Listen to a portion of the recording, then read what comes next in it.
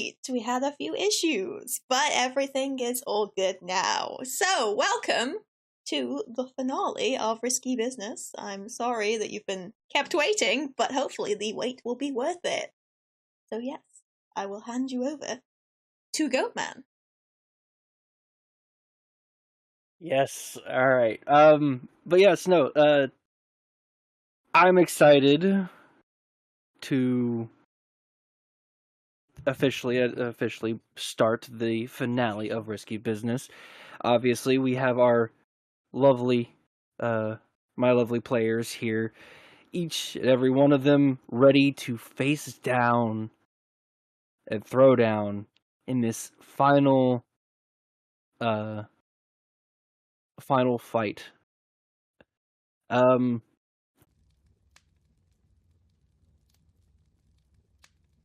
There we go. Cool. Now I can do this properly. Okay, I'm sorry. We're gonna have to go down that list again. So, Numpty? 15. 15. Ferris? 17. 17. Ferret? 12. Sorry, I apologize. Bread? 15. 15. Crow, yours was 22, right? Yep. Cool. Oh, sure, remember the bad guys. He was the most recent. Shush. Sure. Why didn't it Favoritism. save? It did not save. Why did it not save? I don't know why it didn't save. I'm sad. Uh-oh.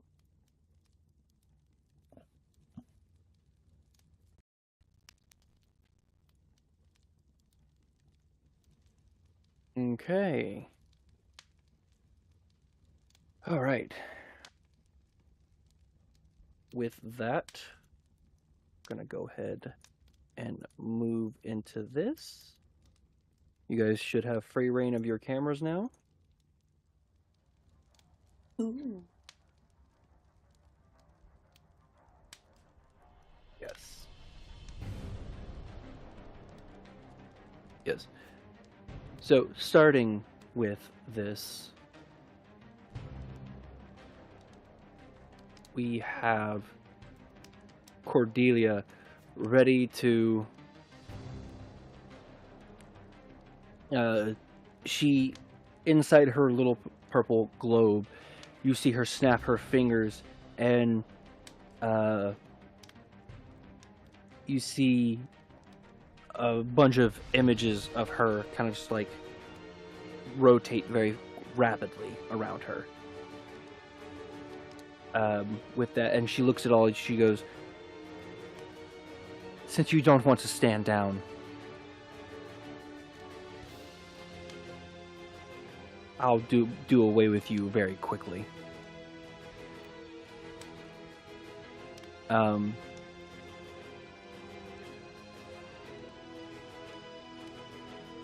Pro, you are first on this list. I am.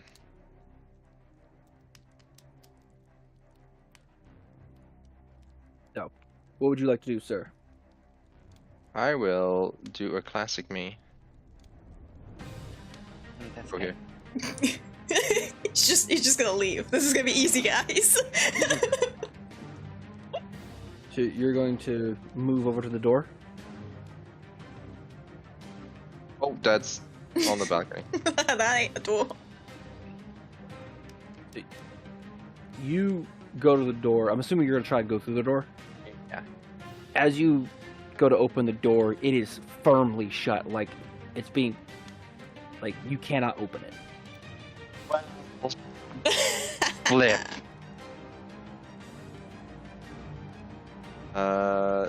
Then what's the shadow situation like? As it kind of is as you see it. Is the rubble, pillars... rubble, the torches, the everything that is currently like lit is lit up. Okay.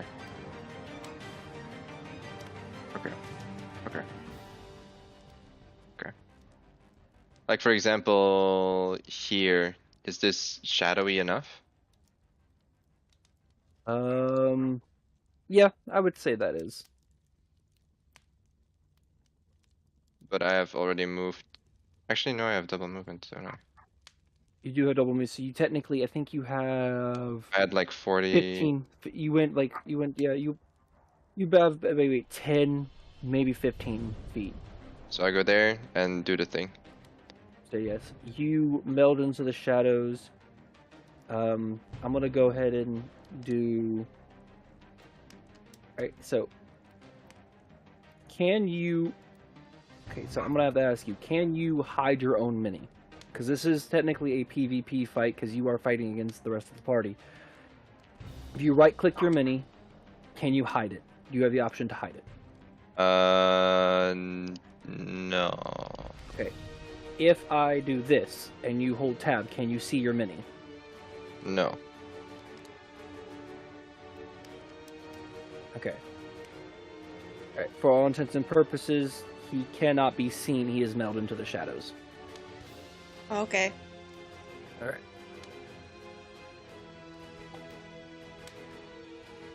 Unless you make a decent perception check, you will not be able to find him.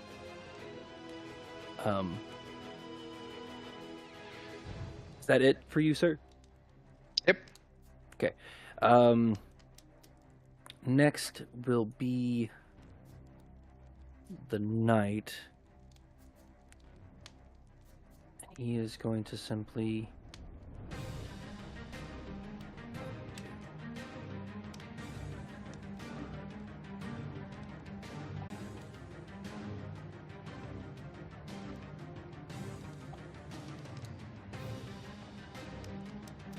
Yes, there. Okay.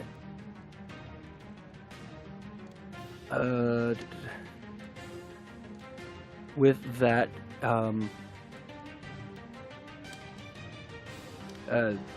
that'll be Barris's turn. I teleport. I use Dimension Door and take Heart with me. Cool. And teleport right outside of this door here.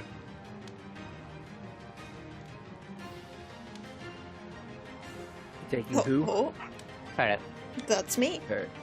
Yeah, that's you. Alright. By all means.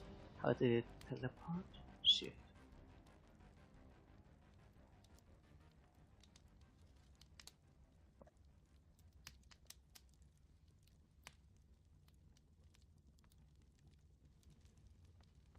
Oh. Ignore those. What happened? Those are not supposed to be there. Okay, Are you sure about that? That's good Thank because you. I got scared. Don't worry. Even if they were, we could handle it.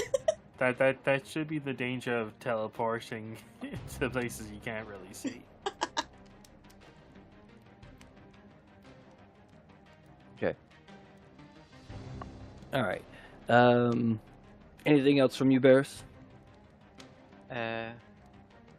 Yeah, I sent my owl to the place Crow was last seen. Where was that? Okay, right here. And can it make a perception check or something to see him? I mean, it can, and since you would know where Crow is, but no one else would. Okay. So go ahead and make a perception check. I have an idea actually. For maybe you can hide my mini until it is my turn again, And and then I people can- don't look while I do my turn. okay. Okay, All right. I can do that. Sounds good. First. So yeah, Crow is there. So go and give me that perception check. 15. All right. That does not beat what I have written down here. To be able to see him. So your owl does not see Crow within the shadows. Okay. All right. Moving on, if that is it. Yes. Red. I kind of wish, people had said what the plan was before we all started splitting up. Okay. From my understanding, it's stop Cordelia at all costs. I mean, from my understanding, the 3 people that were in the room suddenly have disappeared, and yeah. It's okay. Numpy's here with you. Yeah, I guess it's just down to us. They've all done a crow. At least until my turn.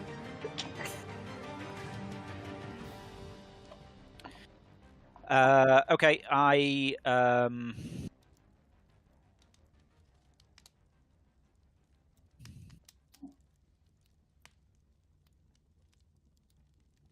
just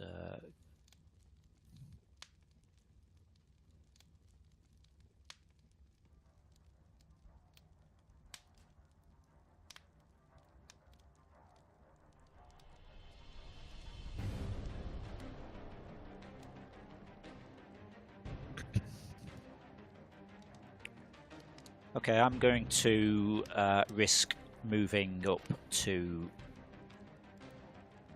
I'm just going to try. Is that rubble enough for me to take cover behind? Half cover? A bit. Yeah, I'd say so.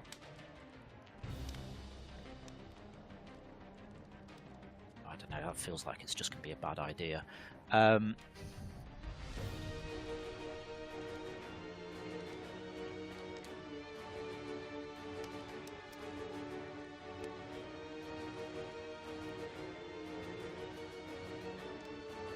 Okay, can I? Yeah, I might head behind this pillar for cover, just so I'm not overly flanked. So 60 foot. So I guess is that a dash? So I can't do anything further at that point. If you do that, though, you will be crossing through one of the guards there, and he will. Are these guys readied up? Okay. That's probably going to be a terrible idea then. Probably better off just smashing his face in. Yeah, can I just charge at the guy and give him a little smack as I get up to him? By all means.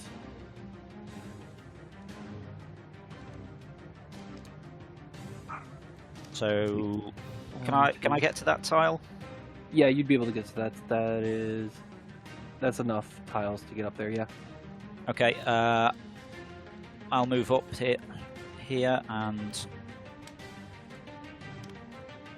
my slicing's wrong on my tail spire, and I will give this guy a little tap with. I'll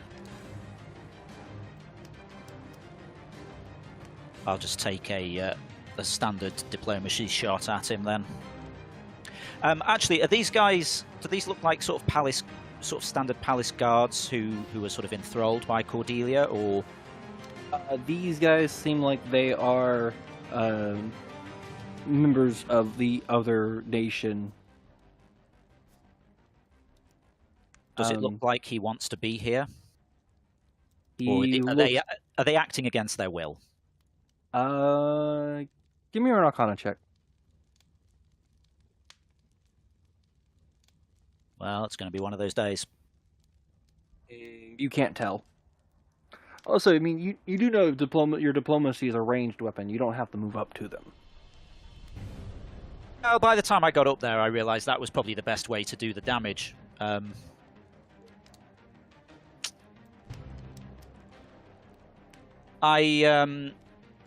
I'll take a point blank shot at him with, and I'll try to go non-lethal. Just because, it might be that he's under her control and doesn't really want to be here. Okay. Are you doing anything with Beep Boop? Ooh. Oh, wow. Oh, wow, sir. In fact, yeah, am I able to move Beep Boop in parallel with my turn still? Oh, yes, technically. Okay, stand by one moment.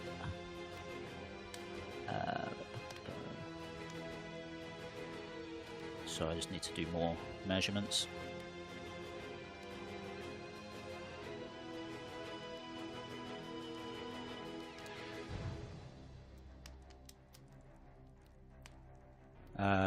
Okay, well let's resolve this first then. So I will, yeah. So I guess I've hit that guy with 25 there. Yes, absolutely. So go ahead and give me damage. As guard A. How much damage was that? 12. Okay. He is immediately knocked out. You still have an additional attack. Immediately knocked out. You still have an additional attack. I will take a shot at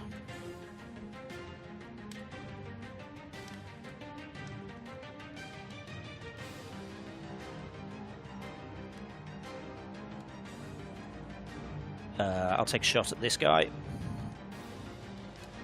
So that's Soldier D. Okay.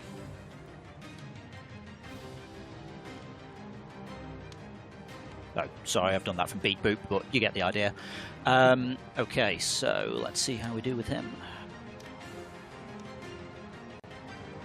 You go and give me attack roll. Is that a 10 attack. 10 attack? That will not hit him. Okay. I will move Beat Boop as well over to next to me, actually. Okay. All right. And I think I'm done there. All right. Next is Numpty. He yelps, starts cackling, bolts it to the wall and up it and out with the windows up top onto the roof. Wow. Are you kidding me? Wait, so you're As far as Brett knows, he's left alone. Yep. He's just on his own. I'm so sorry. so I'm guessing you're following this path up here. Yeah, I tried to draw the line for you. So you're gonna go out one window and over to the other? Pretty much. It's just that's as far as I can get, really.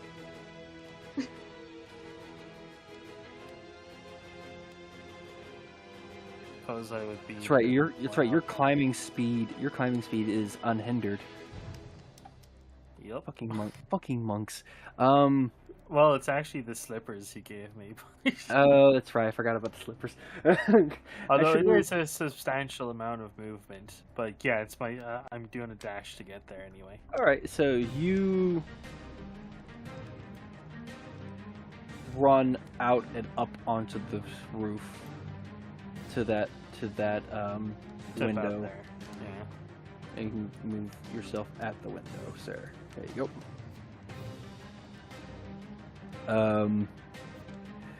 Well then, that's a little unexpected. Good. I'm worried that I was getting too predictable. That's kind of a me move. Everyone's pulling a crow right now. Just We are. Well, I definitely wasn't expecting Barris to take half the party away immediately, so in that regard I feel a little guilty, but I'm sticking to what Numpty had in mind, so sorry, Bray. Hey, it's how fair it enough. goes. all right. Next is Ferret's turn. Okay. Alright. I turn to Grandpa Barris and I'm like, okay, what the fuck is the plan? Why am I here? I mean, we were quite far away from her. Now you can at least get to her and attack. Yeah, Okay, that's but it. okay, but why are we behind the door? I mean, she can do magic, and I die from magic quite easily, so I wanna have some cover. Oh, fair enough. Fair enough. The Yeah. glass cannon over here. Okay. I mean, I didn't plan to do anything because I was like, why am I here? So, sure.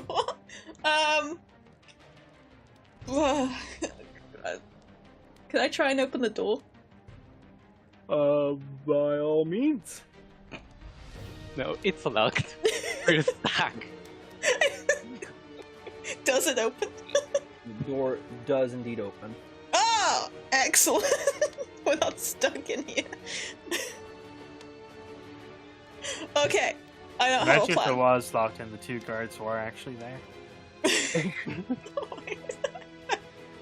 Thank God. they're not. I kind of just, look, I'll be honest, I kind of moved those 2 guards. I was like, I have 2 extra guards, I don't need these. So I put them into a random room. I did not expect him to dimension door into that same exact room, so. I mean, I did not expect any of this. Okay, right. How far away are we? Let's have a look. You are... Is this a good representation of her orby shield? Let me pull She's that got- up real quick. She's got Orbeez? She has an... Oh, god damn it. Did she I have put him in forgotten. water or not? Okay, let me pull the spells up that she's using. My god, why does she have so many spells? Who made this fucking character? Hi.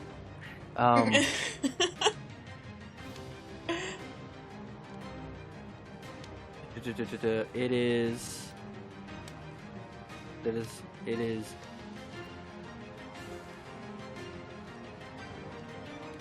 Bigger, Nah. basically. Yes, it is that. It's 10 feet, exact. It's a 10-foot radius spell. Okay. Does this rubble here count as any type of cover?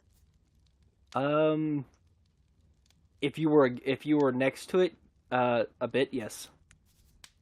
Okay, okay, all right. That particular cover and the two bits of rubble that are on fire next to her, let's say it's about quarter cover. Not much though. Okay, can I move to about there? And it's like all my plans have gone out the window thanks to Barris. Go right. You can go right ahead. Well, just chill over here. Oh, now the roof's back on. This roof. Right. Can I?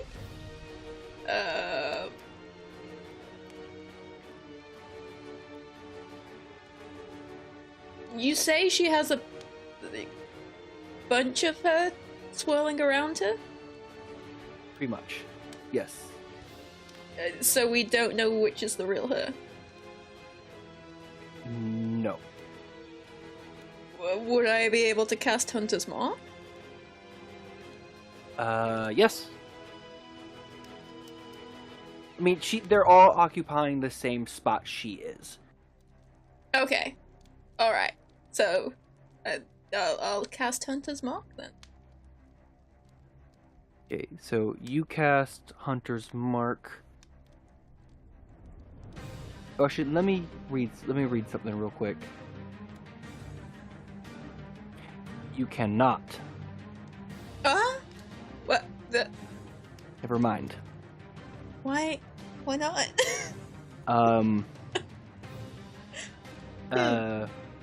So. Alright, so. You cast Hunter's Mark. And as you do so, the globe around her, that 10-foot globe that is currently being shown, flickers and ripples and like you know, like that the orb around her basically just buffered your spell, so it just bounced right off. He looks at you, goes, the problem with not knowing magic is not knowing its effects. As she turns to face you. Okay. Well. Okay then. I mean, thankfully that was a bonus action. But still. Okay. Let's have a see.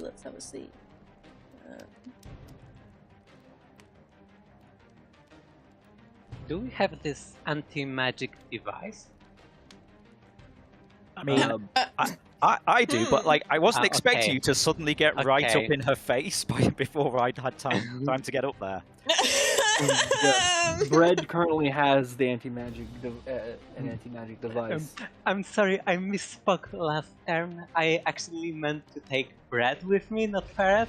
I mean, I feel like that would have worked a lot better. It's a bit too late for that, though, sir. So, Just so we know, how good is my throwing arm? Or do these load into diplomacy?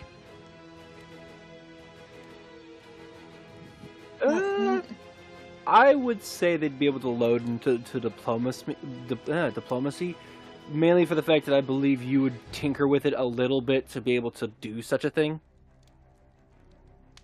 However, it would take, as typical, like reloading reloading ammunition, typically in D&D takes an action. Yeah, it wouldn't be covered by my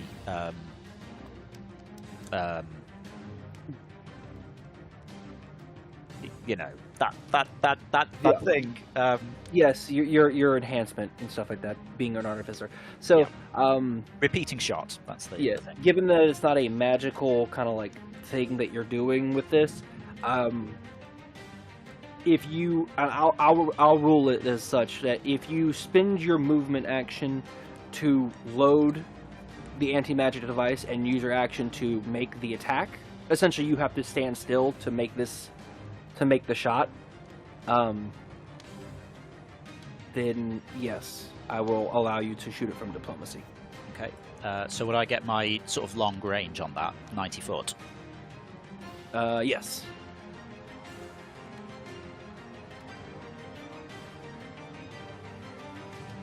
Can I cast spike growth there? Right where the little orb is? Yep. My 20-foot orb. Absolutely. Cool. I will do that then. Okay. Remind me what spike growth does. The round in a 20-foot radius centered on a point, twists and sprouts with hard spikes and thorns. The area becomes difficult terrain for the duration. When a creature moves into or within the area, it takes 2d4 piercing damage for every 5 foot it travels. Oh, I hate that. I hate that. That's good.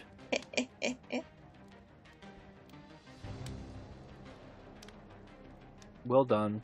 The ground is also camouflaged to look natural, so any creature that can't see the area at the time of the spell must make a wisdom perception check. But I think everyone's aware of it. Yes, everyone is aware of it. Okay. Anything else from you? Nope. That is it. Alright. Okay, guard's turn. 1, 2, 5, 6. Uh-oh. they are going to sit still. This one's okay. So these two guards on the balcony up here are going to take. One is going to make an attack on you, Ferret. Where's my dice? Where's the dice? Where's the dice? That is not going to hit. The other one is going to take an attack on you, Brett. It's a 15 hit you, Brett. It does not. You hear crossbow bolts sling out and miss on the both of you. So were those the two guys on the balcony there? Yes. Yeah, I didn't even realize there was two up there. Yes, because everyone else just legged it. Shoot, the leg that disappeared is freaking whoop. Not by choice, I was dragged through. True, but you could also not want to. Well, I didn't know that. Fair enough. Just think, if he'd taken me, all of this could have been done by now. Alright, well, it is now Cordelia's turn. First round of combat is over, so let's see. So Cordelia looks at you, Ferret. She will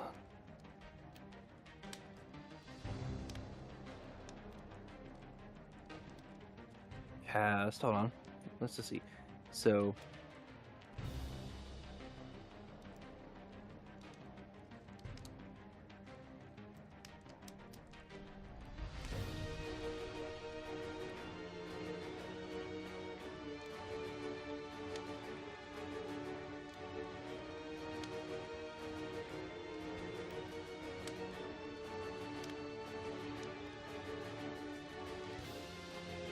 you don't use strength.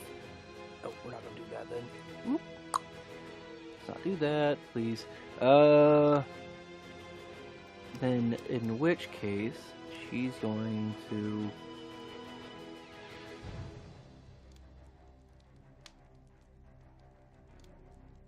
so first part of her turn, she's going to okay, hold on. Give me a second. I'm sorry. She has so much shit that I have to go through.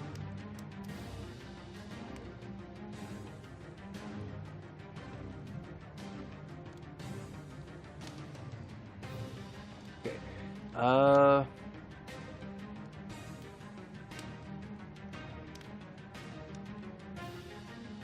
So she's going to cast two spells at you. First one appears to come out of her staff, and you take an immediate 1d4 plus 1 damage. So you take 3 damage. There is... Oh, I'm sorry, hold on. It's 3 darts. So it's 3...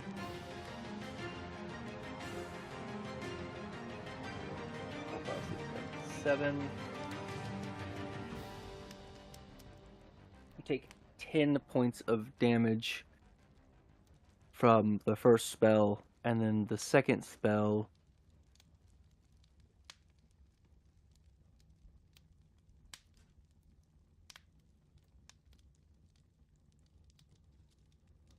she will cast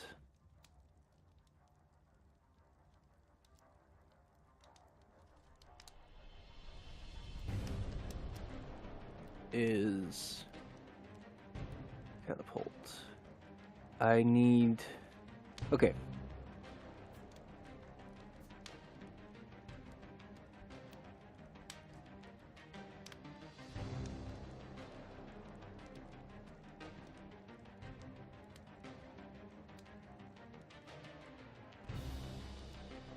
I need you to make a Dex saving throw. Dex saving throw? Yes, a Dex saving throw. You are trying to dodge this. 22. Jesus. I don't have do it. really good dexterity.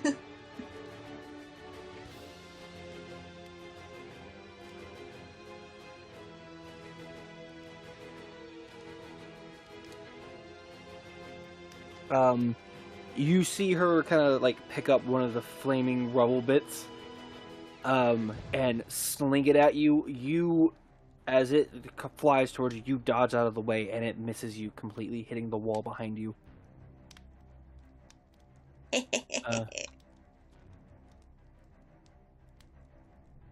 Right into Barris, who dies immediately. No! If the wall wasn't there, probably. Actually, no. What? I'm not going to explain why, but no.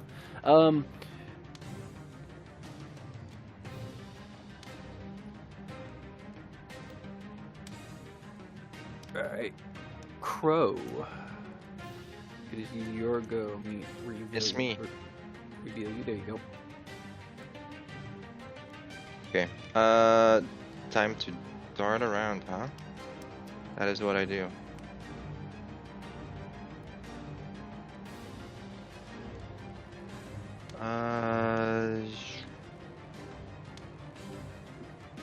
Can't get on that pillar, sir. That pillar's on fire. I know. I'm not trying to. I was, trying to be fast.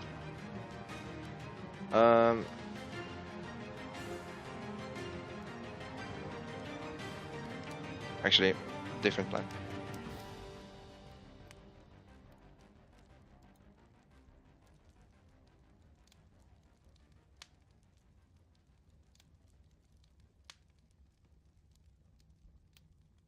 We're not meant to be looking, right? Yep. Okay. I mean, you can look.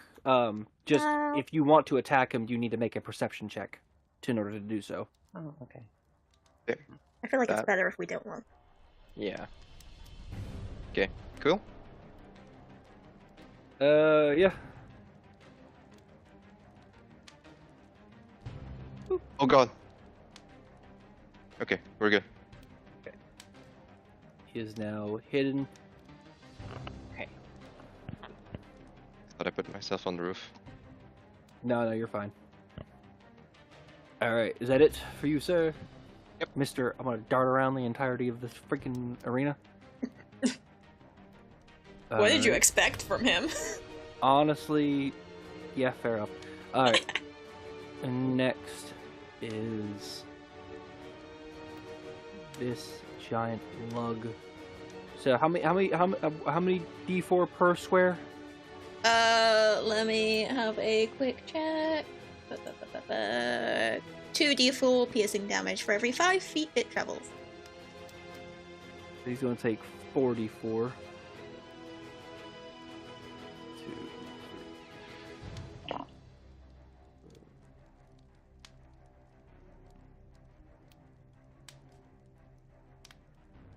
6.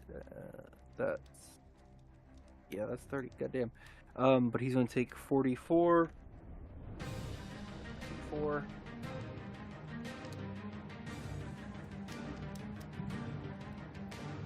2, 4, 6, 9 points of damage on this lug. Not bad, not bad. Alright.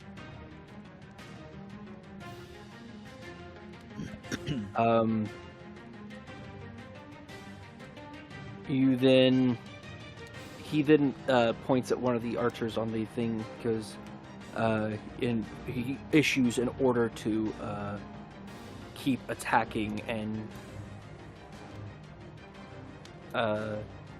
he's telling the order is the one is shooting at you, Ferret, so that one's going to make a quick attack onto you. That is not going to hit.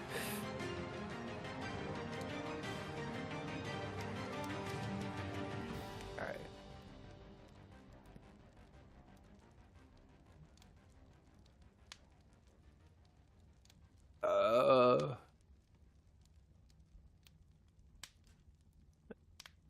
Varys, it is your go.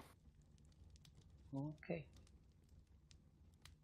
I move up to this guard over here and use Possession Strike. Alright, go ahead and give me the attack roll to do so. Fuck off. Serious.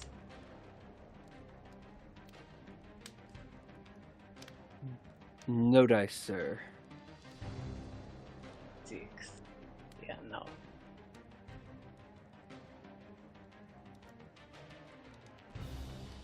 Let me look at something real quick.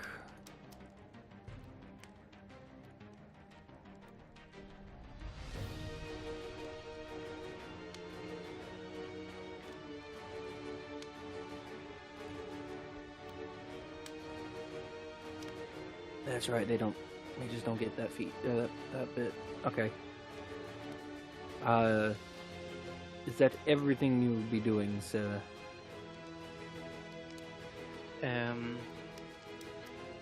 No, I go back. Go back through the wall. Yep.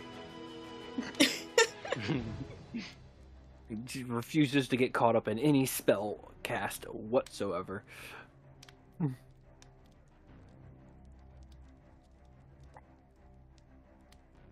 Even if he made the attack of opportunity roll and hit, he would not do any damage. Alright,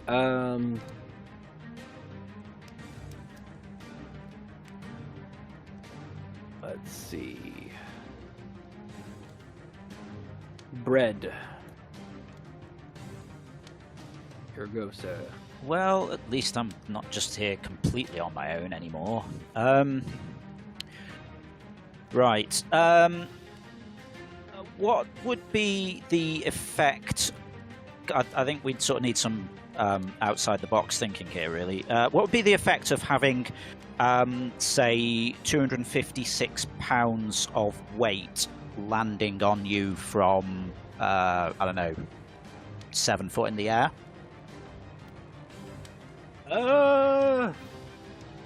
Quite a bit of damage.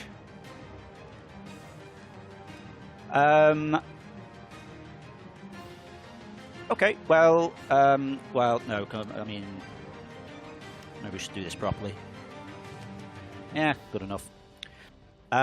So I have a look at. Oh, sorry, just to clarify as well. So this anti-magic grenade. So as long as I don't as long as I don't take my movement, I can load it and then use your attack action to fire it. Okay. What is the splash radius of these, or are they pretty accurate? So hypothetically, if I aimed it directly at where Cordelia's standing, what sort of area of effect is it going to have? They got roughly around a 10-foot radius of effect, like a typical grenade. Okay. If you would. Yeah. So it's not going to mess with Ferret's spikes. Okay. All right. Yeah. I mean, YOLO check looks good. I think we need to test some things in production and hope that Etoile won't be too upset when I come back with a useful report after being told don't do anything stupid. So I'm gonna test out this this sporty new bracelet device that I borrowed from the Kodiak. I would like to use my step bracelet to move directly above human soldier F. I believe I should be able to end up about 7 feet in the air above him. Okay. So yeah, I'm thinking I just sort of land. Yeah, that guy. Yeah, I'm thinking I land directly. I appear directly above him and land on top of him, and I weigh 256 pounds. So you're high up above. How high up above him? I reckon it should be about a 7-foot drop onto him. 7-foot drop.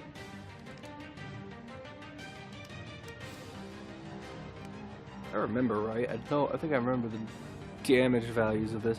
All right. Go ahead and move yourself up there. So I fumble with this bracelet that it looks like I've peeled a little label off it, saying untested on live subjects, not to be removed from ARV Kodiak R&D lab under any circumstances. I click a button, disappear, and then reappear on top of this guy. Oh, if I can actually get up the stairs. Yep. All right, so I'm gonna make a dex Squish. saving throw for this first. That is a fail. And he's going to take...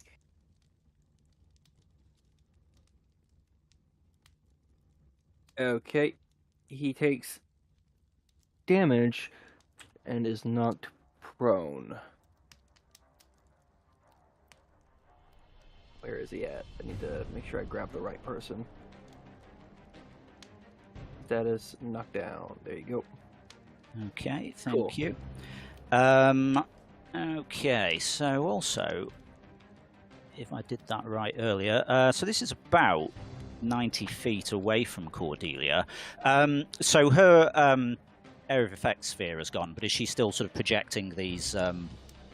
Yes. So the images her- that she's projecting and the The globe shield is of whatever curving around form her, it yes. is. Okay, cool.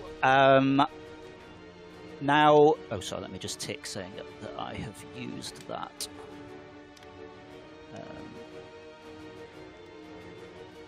If I can find the thing, I'll find it in a moment. But yeah, so I've used my my stepper as a bonus action there, so I would think that doesn't count as using my movement action. No, it did not use her movement action. Okay, can I have a go at loading one of these AMPs and shooting it at Cordelia, please? Yep. And go ahead and give me an attack roll.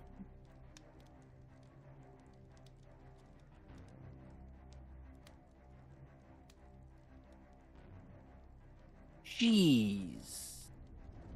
Yep. You load this thing with all the confidence in the world here. You take aim, you launch it, it lands right at Cordelia's feet. She looks down, and as she does so, releases the pulse of energy that you guys experienced on the Kodiak during your little mock battle. And you see both of her spells that she had cast. The images of her disappear, and her globe flickers and crumbles around her. She looks at you. She immediately snaps her head in the direction it came from, looks at you, Red, and she does not look happy. Oh, you pissed her off. I sort of nod, stroke my beard slightly. Perhaps I sort of just pull out a little pad and just make a couple of notes on there for Etoile. That went well. Note, she does not look happy. Glorious shot. Makes up for that incident with the diary.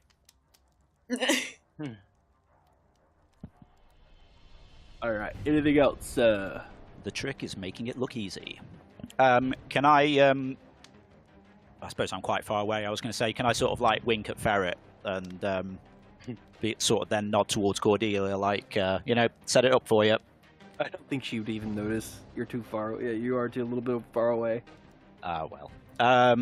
Okay, yeah. So that is me done. We should probably get Beat Boop to do something though as well, shouldn't we? Yes, sir.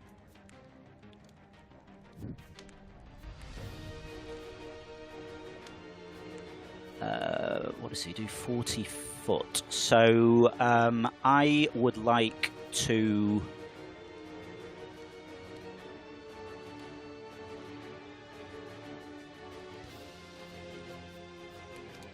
Can I get Beat Boop to dash? Yes. Actually, no. In the interest of honesty, I think I have to do. I have to command Beat Boop as a bonus action, and I think using the stepper counted as the bonus action. Wait, no, that's pretty. You get as many bonus actions as you possibly get, right? Do I? Oh, cool. Oh, yeah, bonus. Pretty sure. Okay, yeah. Can I get Beat Boop to sort of try and start sprinting towards Ferret, trying to avoid these spikes? So does that just sort of work as normal, double movement if I get him to dash? Yes. Okay, so let's go 80 foot. So I will say this, just to make sure everyone is aware, because no one has dealt with it so far. The rubble that is on fire is considered dangerous terrain. You move through it, you will take damage. So if you move Beat Boop through that, Beat Boop will take damage. Will Beat Boop become hot?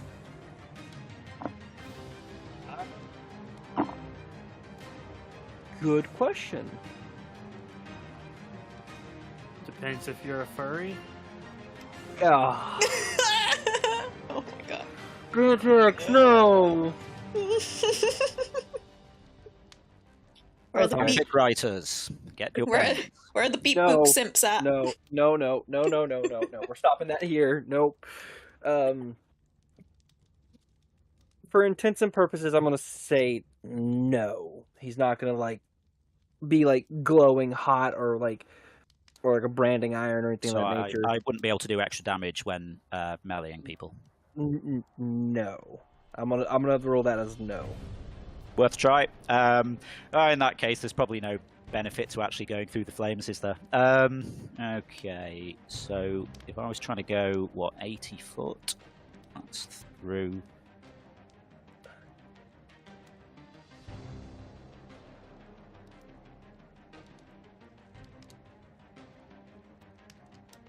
You'd also stop a little short because it is considered Yeah. a difficult terrain too for climbing over. So at least 2 squares there would be considered. So if you followed this pathing, so.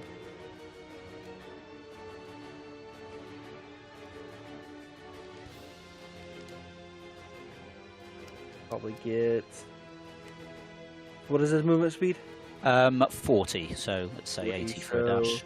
So it'll be 70 feet where you're gonna land. So you'd end up at the same spot regardless. Okay, let's keep it simple. I get Beat Boop to move over here. There you go. All right. I am done. Cool. Numpty. Okay. What you doing, man? I'm gonna, for starters, I want to use a key point for Step in the Wind. Okay. Step of the Wind, whatever it's called. Which lets me use a dash action as a bonus action. Okay. And that should get me to this window.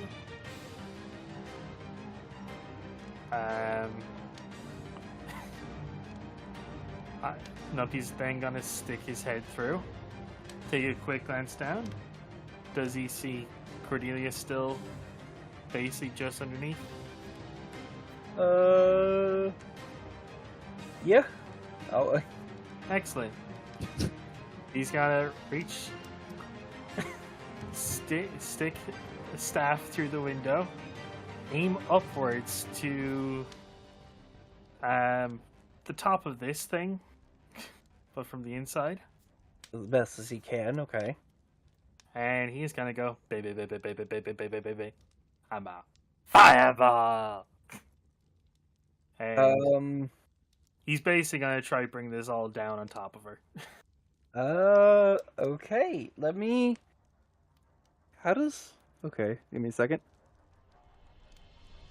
And I hope to make even more fiery rubble in doing so. Give me just a moment, sir.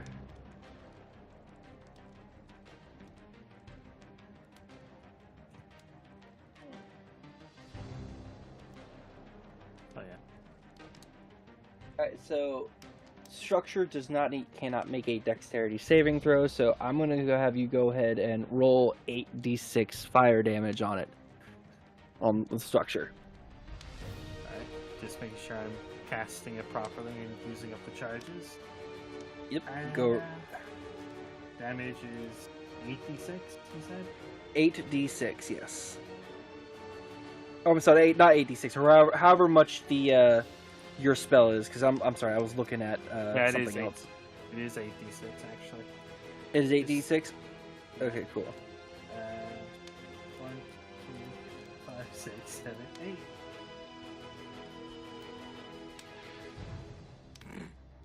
$37. Look I at all will those take- sixes. I will take note of that, but that is not enough to bring down the roof.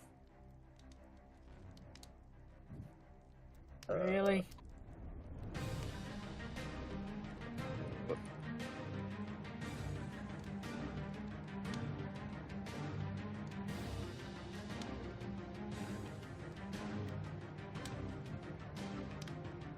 Though it is currently on fire.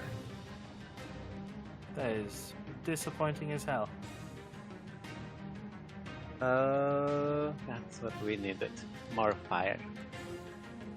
Exactly. Okay. You'd think that the design of this structure would,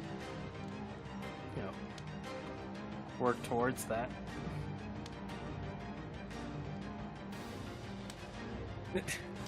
But your damage has been noted. That's my turn then. Alright. Barrett, it is your go.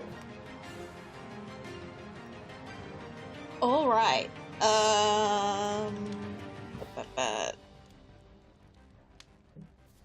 Let me put down that. Boop, boop. Yeah, I can make it. I'm gonna run up to Cordelia. Okay. Boop. Oh. And I would like to stab her Okay. With- Give me with my spear. go ahead and give me an attack roll. Okay.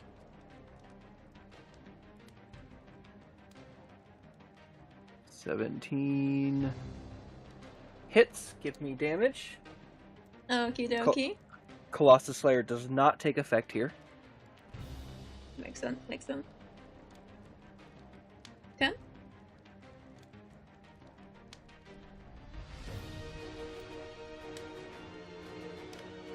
Okay. I believe you have an additional attack. I do indeed. But before that, I actually forgot something. Can I cast Hunter's Mark? You may. Did you want to do this before or after your first attack? It should have been before.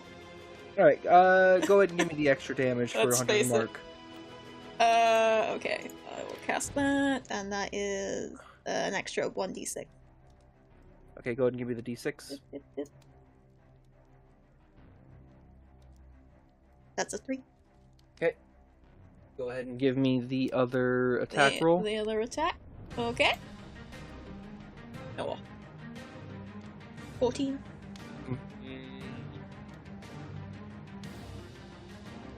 It does not hit. Ah.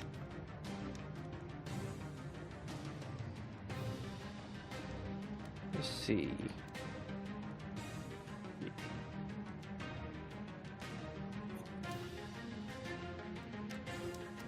You only get... Oh. Okay, yeah, you only get the 2 attacks. Alright. Mhm. Is there anything else? Nope, that's it from me.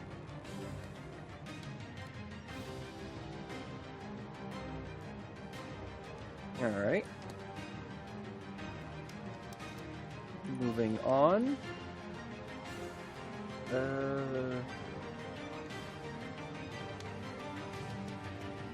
That has dispelled my my spike growth, by the way.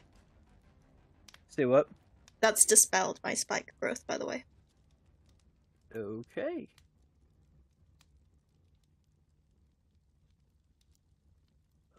Let's see here.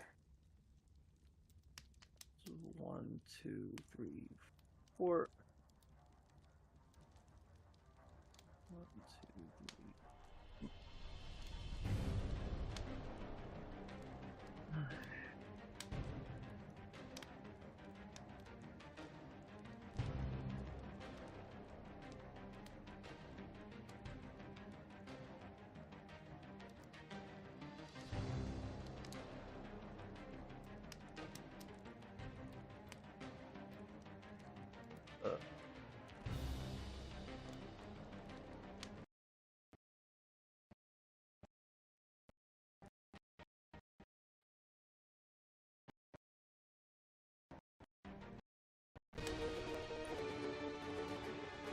Alright.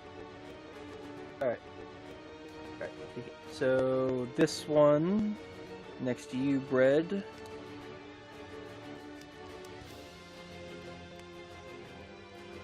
When you say next to me, is this the one I'm... And it's reconnected. We should be back.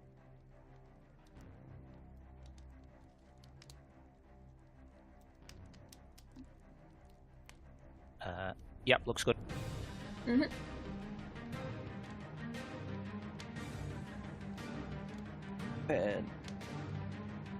Fantastic. Okay.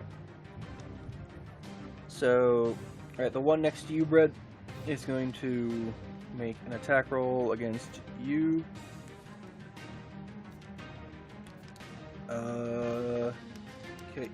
Is he still prone at the moment? No, he stood up. Okay. That is a miss. And Ferret, the other one is going to attack you. The other one's going to make a ranged attack against you. That is going to hit. Uh-oh. That is going to be 4 points of damage. And then the one next to you is going to make an attack.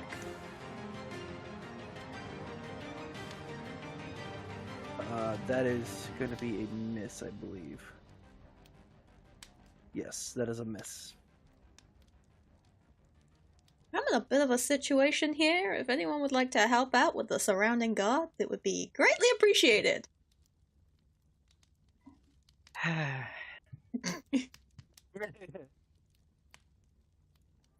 Sigh of like, working on it. You can almost feel the word splash damage hanging in the air. Yeah. Mhm. What did you think was gonna happen? I wouldn't charge at Cordelia? she's got a very fair point. You brought me closer to her and everything! I mean, you could have at least backstabbed her or something like that. Yeah, like a true fucking sister.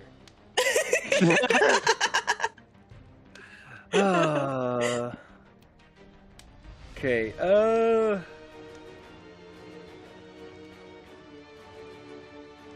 let's take a look here.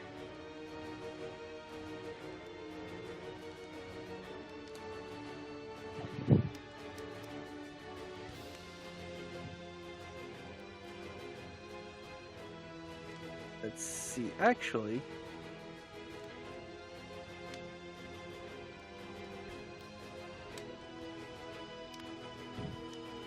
Where is it?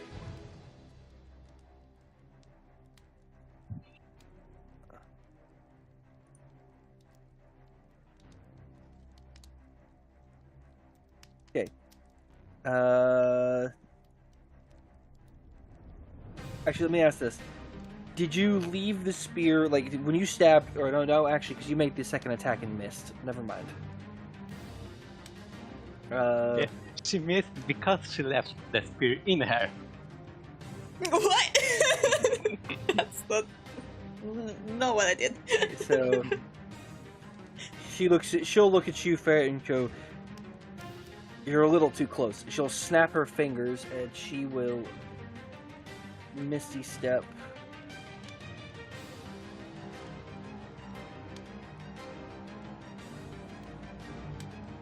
Well, Barris, looks like you might get your chance.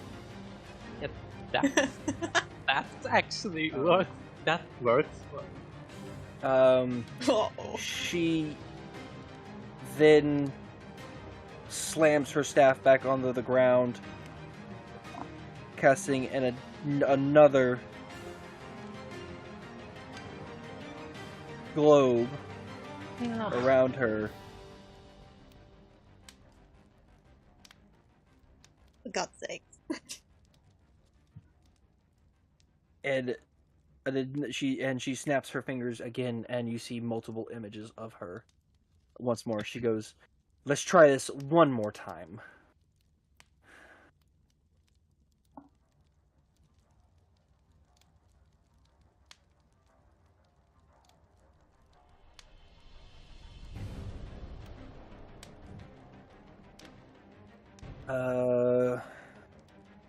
With that is Crow's turn. It's me. Very happy and cheery.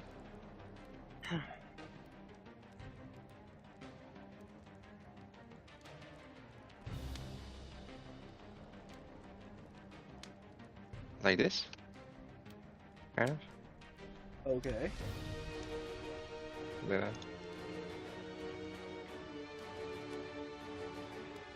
God. It is a bit awkward sometimes. Yes. Assuming you're trying to get to bread. Yeah. What? Spoilers? Okay. I do the stabby stab. Alright. Go ahead and give me an attack roll against bread. You miss, sir. And you come out of your little your shadow thing. Red, there is a crow next to you now. I say, it's you. Name's down again. Oh, yeah, is your OBS having issues again? Looks good to me. Yeah. It might be just Georgia. Alright. It went down for me, but yeah, refresh is okay. And for me. Okay. Alright.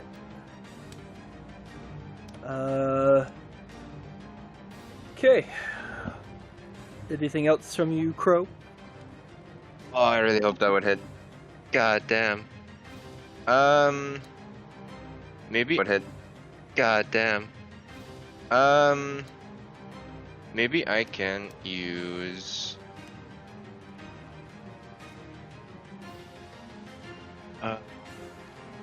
Actually, I still have movement left. Because that was just one move. How far was that? 60, which is doubled, which is just my normal movement, basically. So I could bonus action dash. Technically, yes. But you will take an attack of opportunity if Red wants to smack you. If you move away from Red, Red has the option to smack you if you leave his area of combat. If he wants to. Question is, are you going to try and move? I'm gonna try and move. I will give him a non-lethal tap to try and incapacitate. Give me an attack roll. I guess this has to be melee, does it? Yeah. Well, no. I mean, you can hit him with whatever you want, really. So.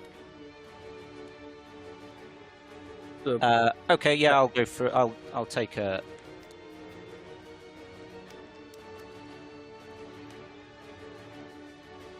See, is he playing like a long con here, and he's just trying to make Cordelia think that he's on her side? But then he did just try and hit me. Do it! Kill him! I.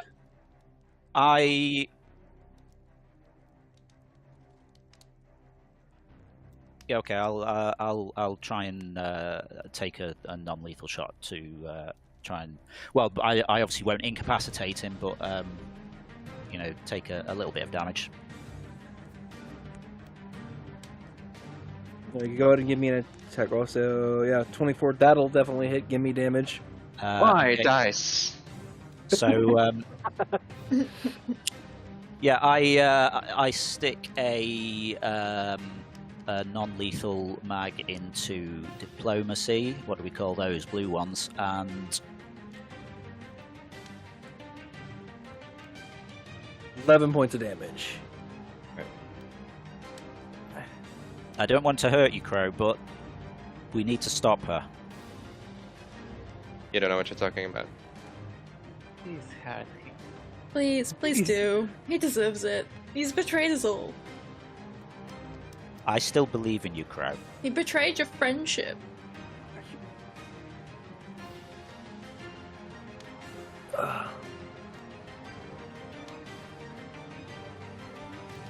Okay. With that, though... Just out of interest, obviously too late to retcon that, but when you say I could have done any kind of attack as an opportunity attack, could I have done a spell? I don't think so. Okay. I don't quote me on that. I have to double check, but I don't think so. That makes me feel better, because I thought of something awesome, but it doesn't matter then. Yeah.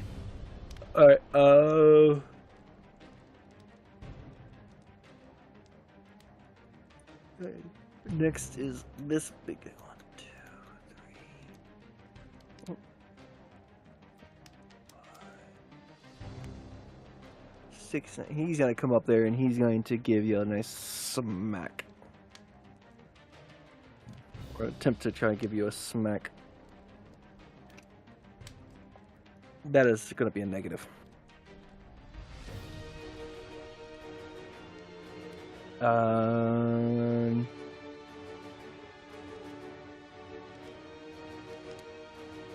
Alright.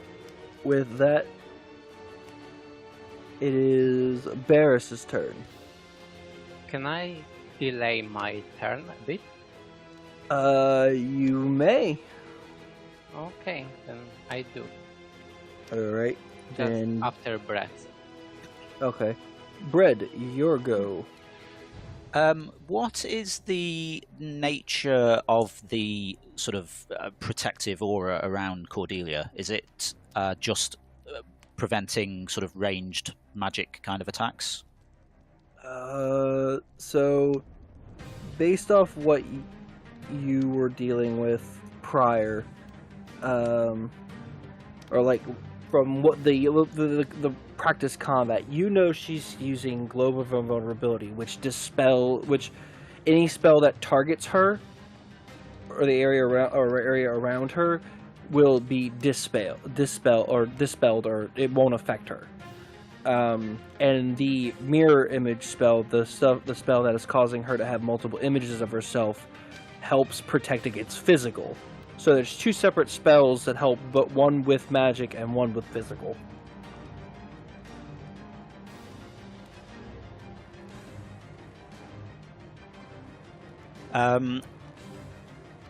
Do I get any benefit from anything like Ferret's Hunter's Mark that she's placed on her that would give me some sort of advantage on trying to identify the correct Cordelia? Or is it just, it will dissipate damage that comes in and it's not a matter of trying to hit the correct one? Hunter's Mark does not help you. You can still make an attack, but there is a chance that it may hit her, but it is not a guarantee. As long as it's a physical attack. So this is it's effectively some sort of like an optical illusion kind of thing that's pretty much preventing. Okay. Would that affect a mechanical device, as in Beat Boop? You can move. You know, being synthetic, would he not be affected by that illusion? No, he will still be affected by that illusion.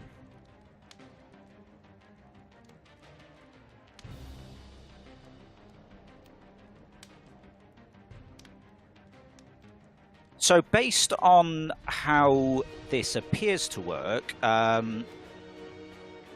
this sort of sphere is kind of deflecting magic and range things. So, Beat Boop can just walk up to her because it's not protecting against that. No, he can. Yes. Okay. All right. Let me just measure just to. Just sort of check where everyone else is as well.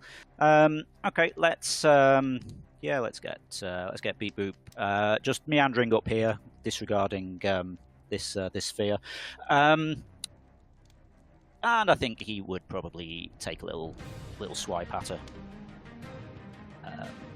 with a force empowered rend.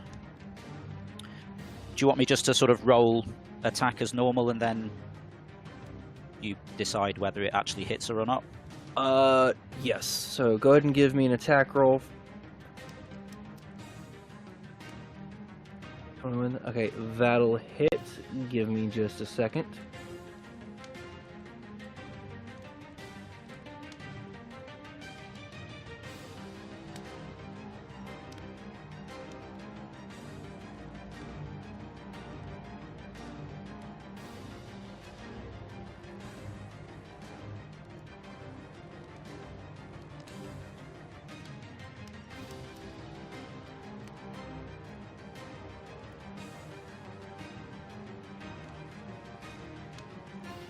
Okay.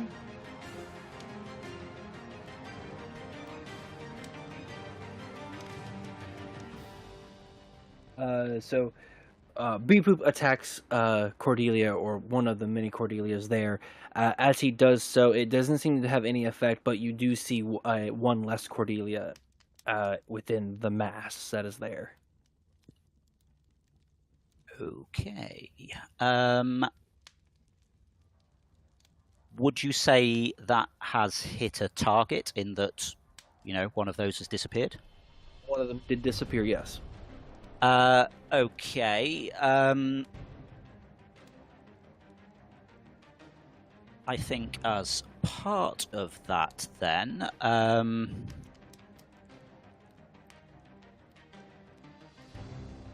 I will use Arcane Jolt to channel some of that to heal Ferret, please.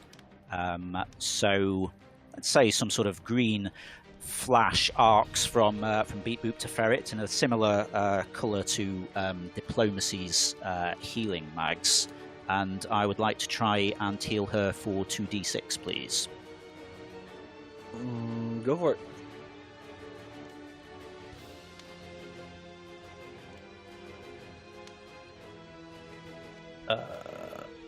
Okay. Ferret, you heal 6 health. Teamwork. Thank you. I appreciate it. I got you covered. Right, okay, I think that's it for Beat Boop. I should probably do something. I haven't actually done anything myself yet, have I? No. Right, okay, so I got these two guys up here.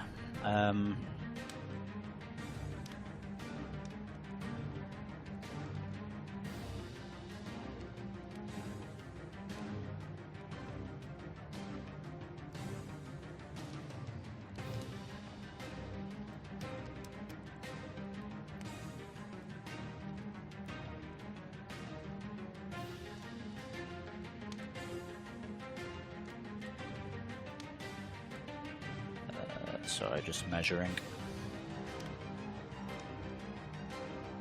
No, that's not a straight line.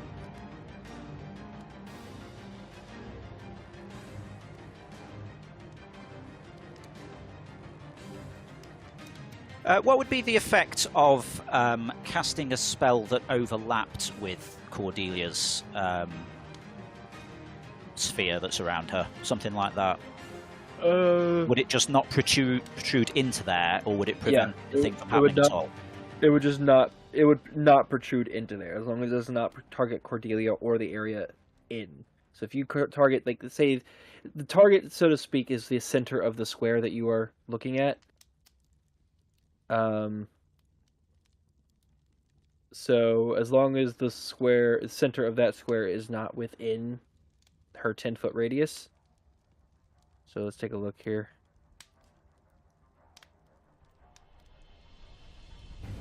So the area with it, like, so if you were to cast whatever you're casting, as long as it does not target the center of the target is not within her thing, it will go off perfect. It will go off normally, and the area around her will be unaffected. Okay, cool. Right. In that case, I might just keep things simple. Maybe we should just give this knight a smack. Probably a good idea. Okay, yeah, I will...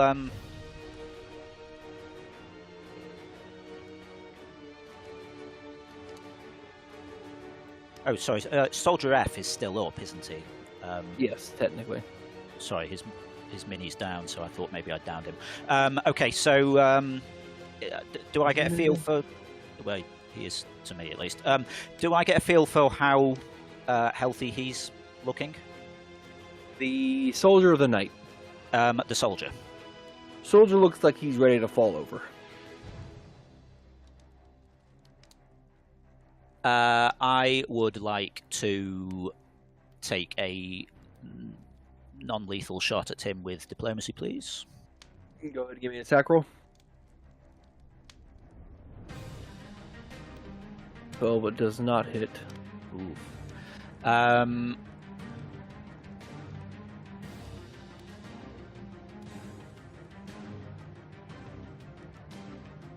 You do have an additional attack with diplomacy. Yeah, it's probably worth it just to only have to deal with one person in future. Yeah, same again then. I load another non-lethal into diplomacy. Fucking crit. Give me damage, which is double dice. 6 will still do it. Gets a crit, rolls double ones for damage. Amazing. Fucking rip. Okay. But guard is out cold, leaving only the knight.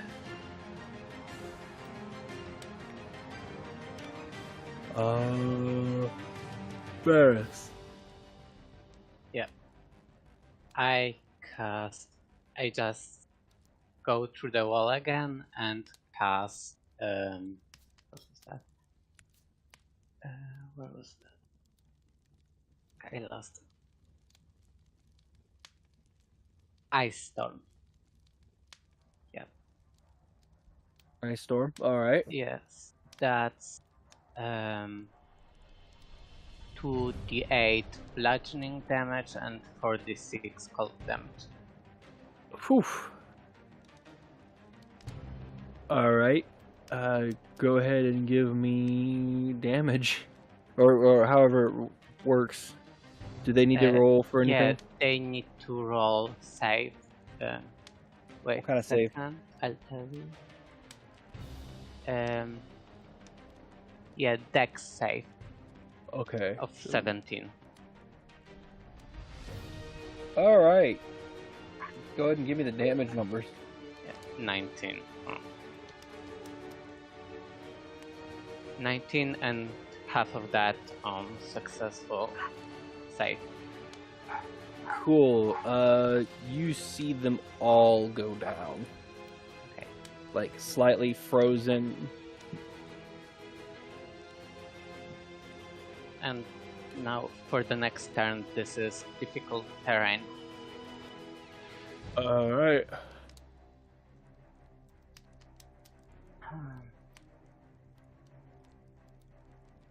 Excuse me. Numpty. Alright, so I'm after trying to blow up this roof a bit. Can I see how structurally sound it is at the moment? Give me a perception check.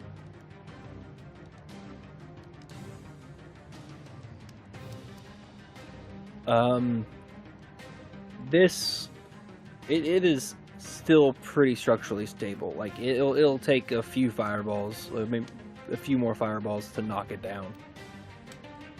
What kind of material is this? It is a special kind of material only that is currently mined in Chaosity.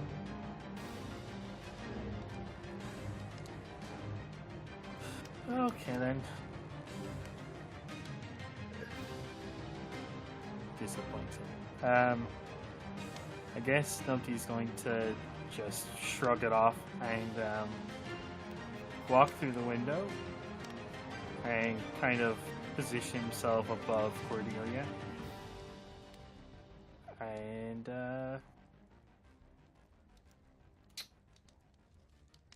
shouts Shazam for Wild Shape. What are you turning into, sir? I'm turning into this majestic creature known as a stench cow. Stench cow? Yeah, I'll link it.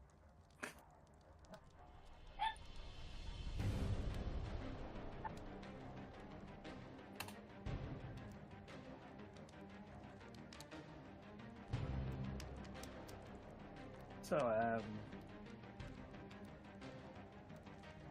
I figure that will kind of detach me from the ceiling. I'm just gonna drop on top of her general area. Okay.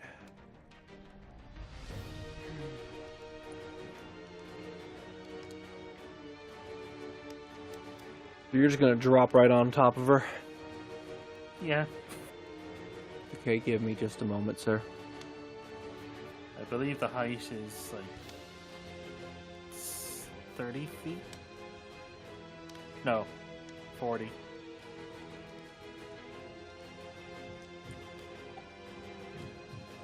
See where she is currently.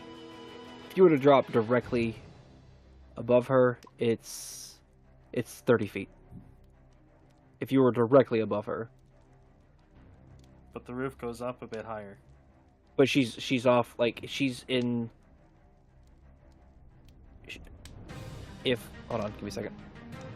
She's in this square right here. If you were looking at the roof.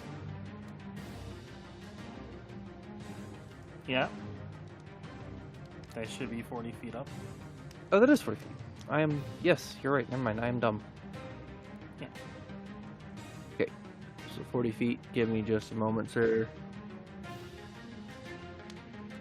Will I leave the numpty finger up here, out of the way? It's Stench Cow, right? You're gonna drop right on top of her? Yep. Cool, there's your cow.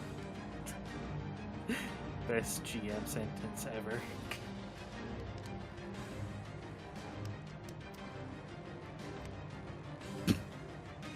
Okay. Nice, yeah. Okay. That is... She's gonna make a dex saving throw.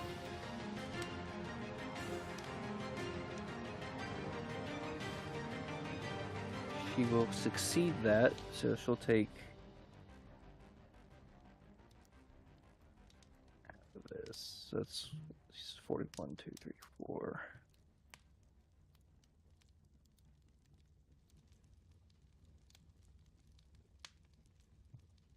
Numpty says,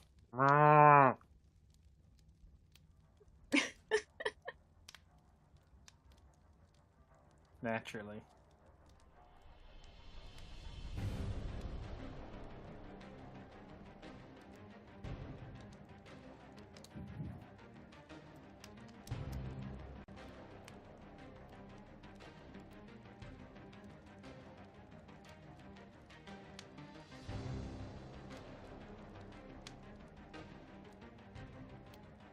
You will.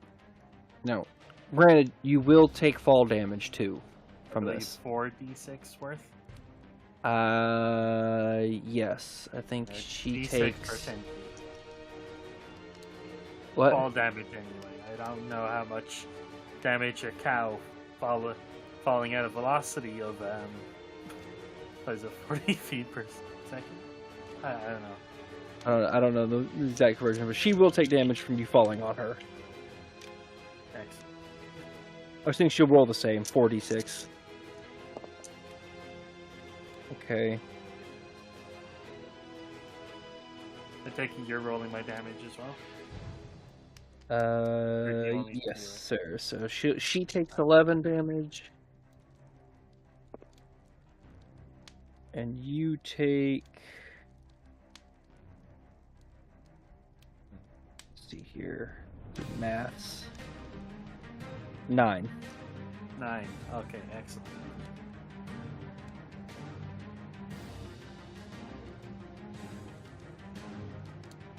Now, do I have any bonus actions?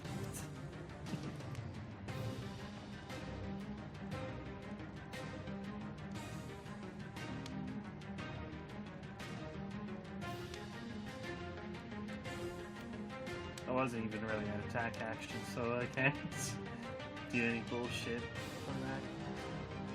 No pun intended.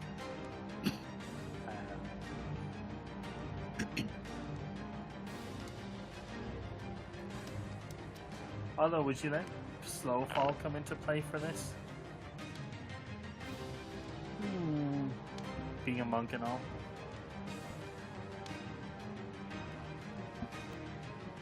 Nah, I'm a cow. Fuck it. I was like, I'm trying to realistically think of like, can a cow use slow fall?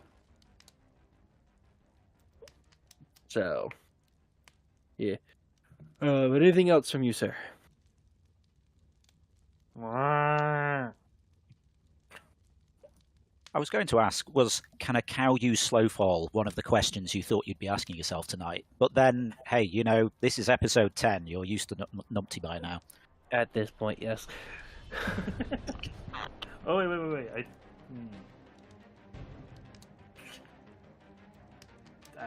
Just double checking something. Bear with me. Uh-huh.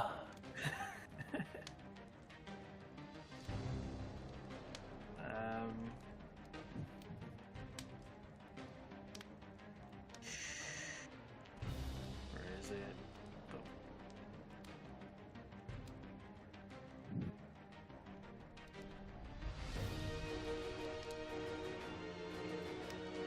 Okay, no, I'm out of options. So, yeah, Stench Cow. You're welcome, world. Fantastic. All right, moving on. Ferret, it is your go.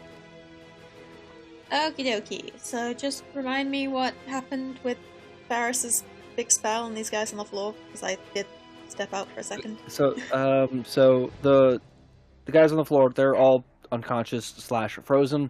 The area around, or if for until next turn is considered difficult terrain. Okay.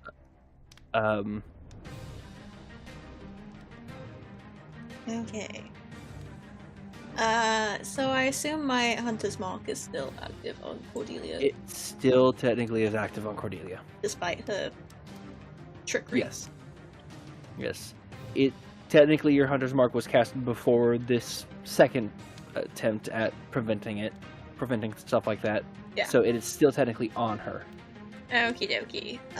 Can I throw my spear at her then? You may. It will automatically hit, given your spear's special stuff.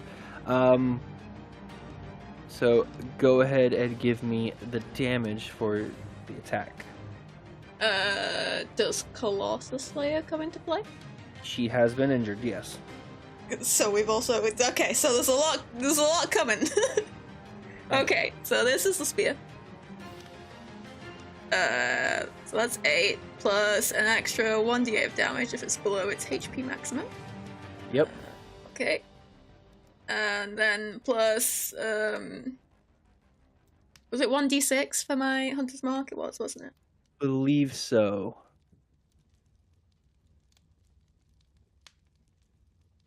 So 9 plus 9. 9. Hey! Oh, 8 plus 9. Nice.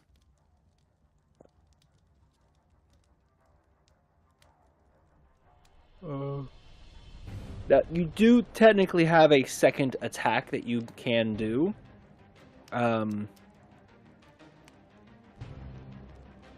Given, well,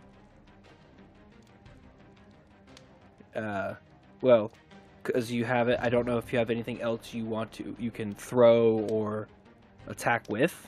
Do I have to do that second attack right away?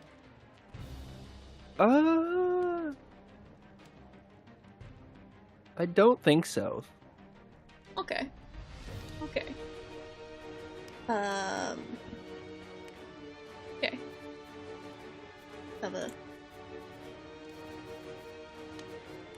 Have a seat.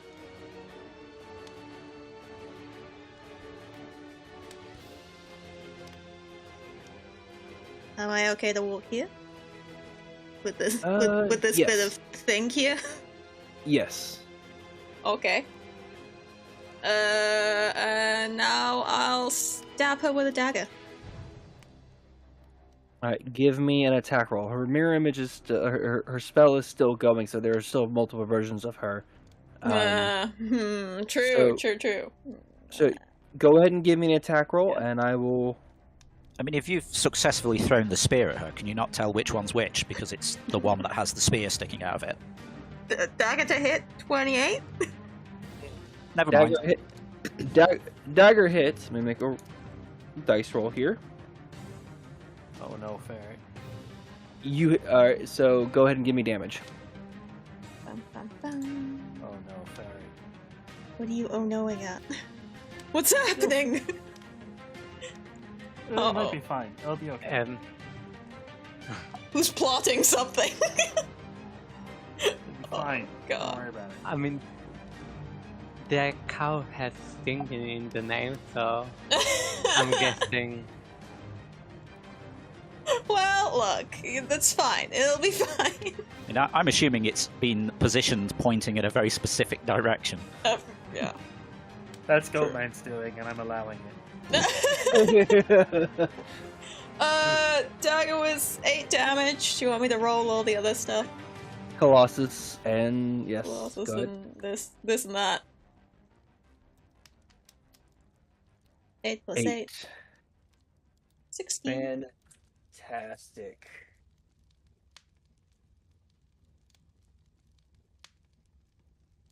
All right.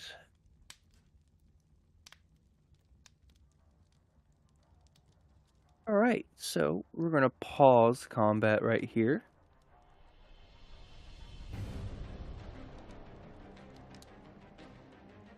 Do you guys want to take that break real quick before we move on? I would like to. Okay, we'll go ahead and take that break. How long do we want to take this quick break? I only need 5 minutes. Yeah, I just need time to grab some food. All right. Yeah, we can I'll take a couple of minutes then as well, yeah? reconvene in 10 to 15 minutes, or however long. Okay. Sounds good to me. All right. Okay, I'm reading the time as 8 minutes past. Should we keep it a round number and say 20 past? Sure. It's like just under 15 minutes. Well, you know, when we're all back. Yeah, just when we're all back. Yes. We'll just put it back live. All right. Okay. Okay. We'll see you soon, everyone. See you in a bit. Take a quick break, and we'll be right back to some very juicy story.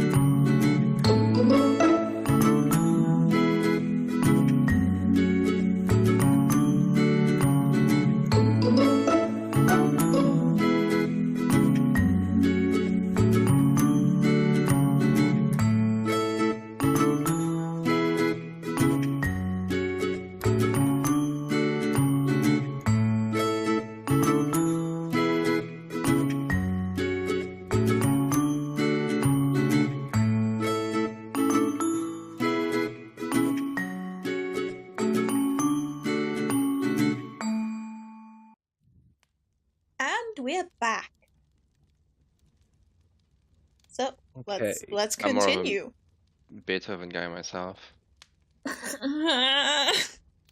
This is why we don't like you. Mm. It's not that you yes. backstabbed us. It's just Don't tell me he betrayed us just so I can make that joke. Maybe. Box stabbed. Dear gosh. Anywho, with your attack, Ferret, you see Cordelia falls to one knee. She's not out for the count, but she is definitely hurt. As she does so, the doors open back up, and the shady figure starts to slowly walk out. uh-oh.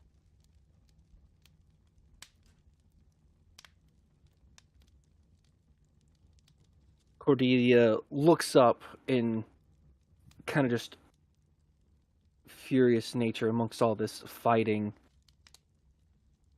and begins to kind of just yell at him. She goes, "I told you to stay out of the way." This figure looks up at Cordelia, and he begins to laugh fairly, like, just loudly. Like, he is just absolutely cackling. He goes, "Oh, you young, naive child. All of you are naive." Oh. You see him take a few more steps forward. He looks at as he looks at the two of you, looks at Ferret, and he looks at Cordelia and Numpty, who has turned into a cow. He goes, "You know, you three are my favorite people." Wow. Oh. He goes, Uh-oh. The cow too. He goes, "Cordelia, you're so easily manipulated.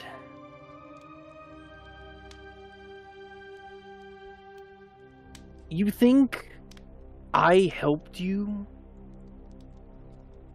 because I thought your cause was just? Please. I'm going to be furthest from the truth. And Ferret,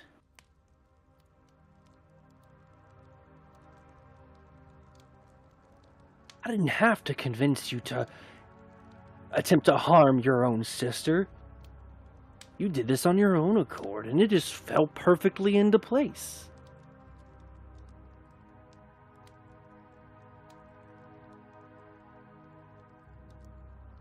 He goes, and he looks at you, Numpty, and goes, Oh. "And it's been a really, really long time, Hazel. I thought you were dead." Numpty isn't even looking. He's still staring at the wall with his arse towards him.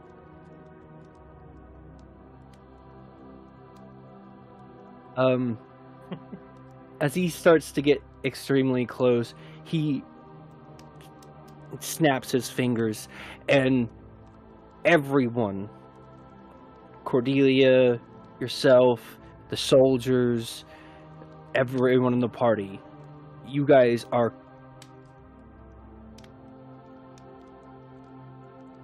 like you guys are compelled to. You guys are just frozen in place. You cannot move.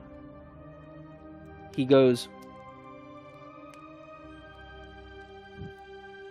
He looks over his shoulder and looks at you, Bread, over the balcony. He goes, "It's also nice to see you again." Yeah, I wasn't naive enough to take your deal. So you remember me. I do.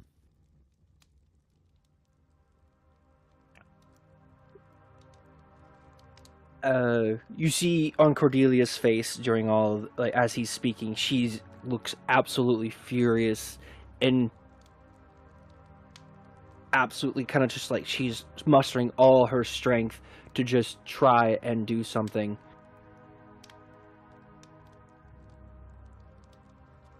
He steps forward. She reaches out to cast a spell.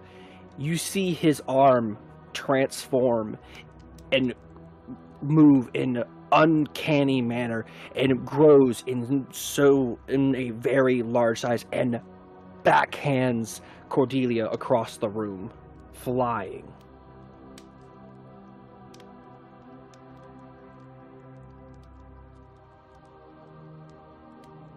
He looks over at her, goes, "You should know your place."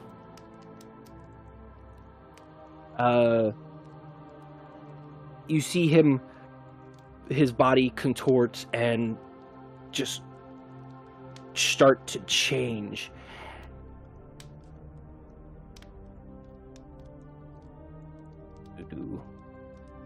Move this over here.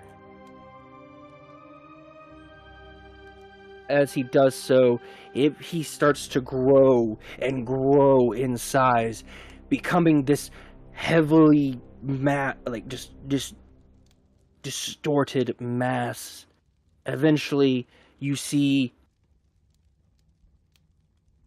various bits and pieces start to finally come together. As now in front of you, Ferret, a massive demon looks at you, hunched over, looking you in the eyes, going,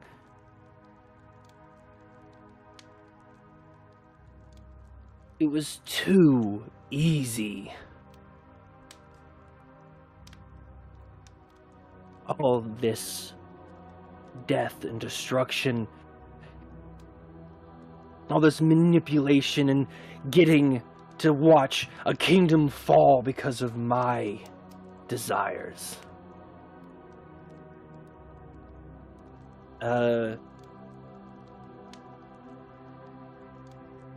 Is Numpty by the way, question, is Numpty looking at this at all? I told you, he's still staring at the wall, kind of oblivious to the situation. He's just like occasionally mooing in response to words, but he's not really comprehending what those words are. Hazel might be though. Okay, so well, I will Hazel say might this. be listening to the words. I mean, he can't see shit unless he's looking at the cow's ass, which I don't think anyone wants that. No. I will say this. Hazel recognizes his voice. This is the demon. This is something that was locked away in Hazel's memory. Ah, Sebastian. Fucking. Or at least what should be his pack thing. Unless you've taken liberties with that backstory. I failed to specify. Let's just say, like, I won't specify, but this is triggering stuff in Hazel's memory.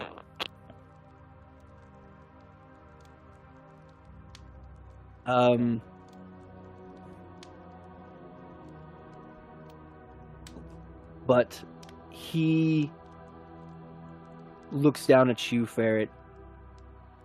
He goes,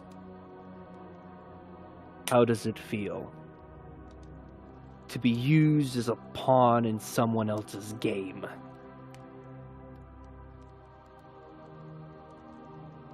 Is this fun for you? Is this what you do?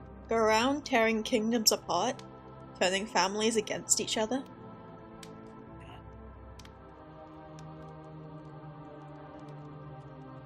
Somewhat. I mean, I did it to the Chaosity once before. The Mad King himself should be thankful. Ooh. Barris, what the fuck?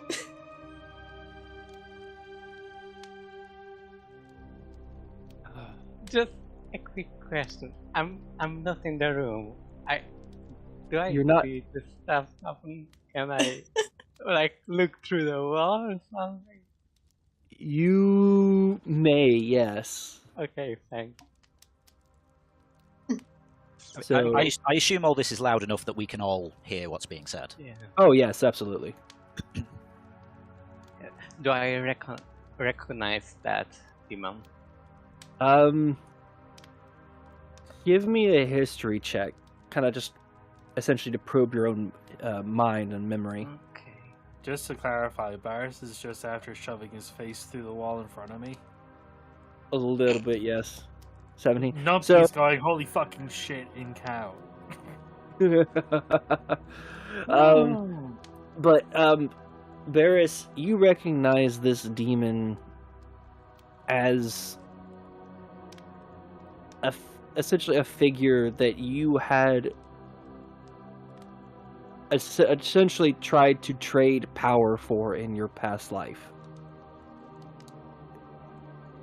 Your experiments, your magical endeavors at one point led you to demonic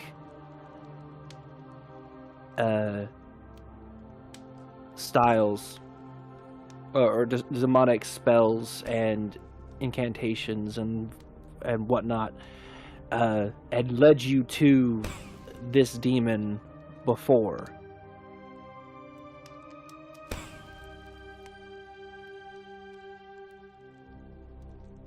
I do nothing with that information.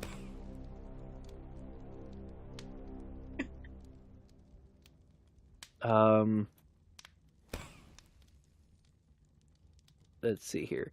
So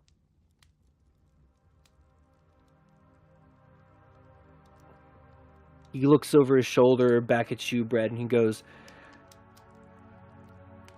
"You should have honestly accepted my deal. Otherwise, I wouldn't have to kill you all here now." As he Cordelia said that, and it didn't go to plan. Yes, but she isn't the most charismatic of people.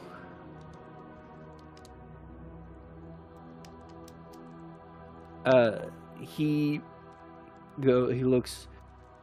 looks at the two of you in front of him. He looks at you, Numpty. He looks at Ferret. He goes, "Now, which one of you want to die first?" Sure. Take me.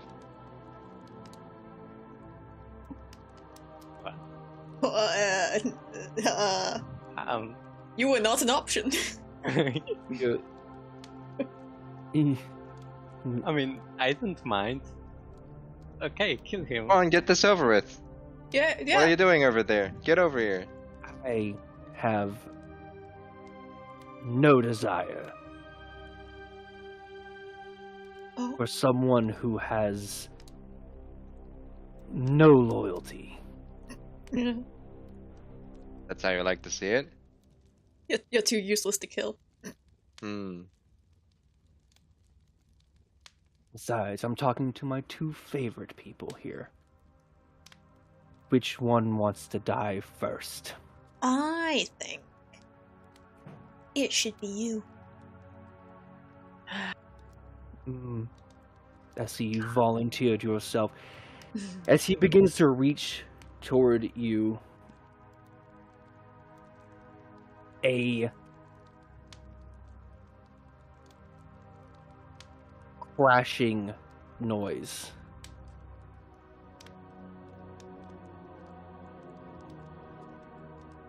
They get a loud rumble, a crashing noise comes through. The cow's ass. No, no, I No. thunder away with my arse. Oh my god, so beautifully timed. I have to say though, if this has anything to do with the roof that I was fucking up earlier, you're a genius. The roof collapses. It does indeed. As only a part of it though comes crashing down. Dust kicks up. You can't see much of anything except a faint glow of red and yellow.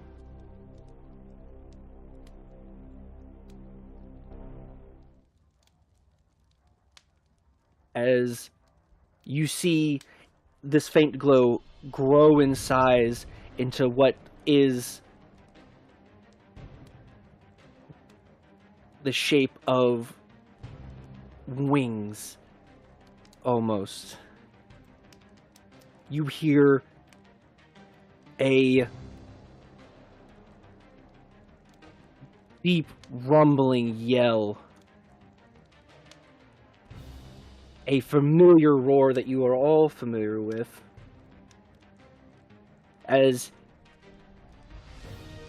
a deep voice rings out in the dust, yelling for this demon to step away from the princess.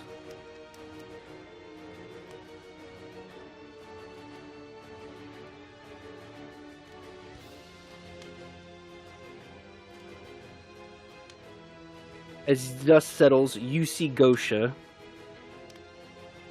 hammer in hand,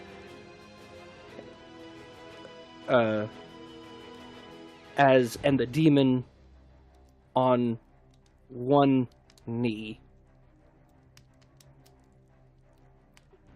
And the spell that is holding you guys all in place has been broken. Oh my god, Gosha? You're alive? You see him, he turns away, turns to look at you. You see Gosha with absolute burning rage. His hammer is glowing with flames. The wings slowly dissipate and turn to like flaming embers. His horn has been chopped. Like, it looks like it has been severed. One of his horns has been severed close to the base, like near his skull.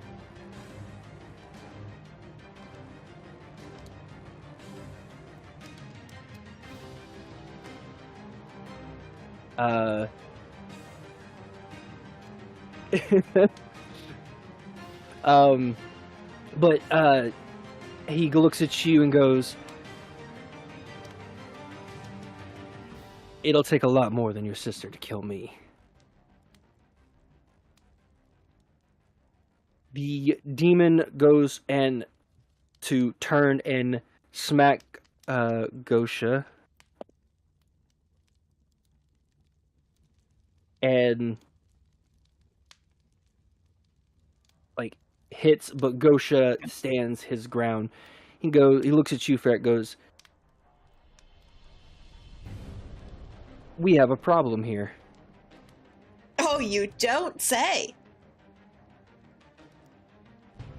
I say, he said, he looks around and says, "I say we do what we do best, and cause some chaos." Sounds good to me. Fantastic. So we will now continue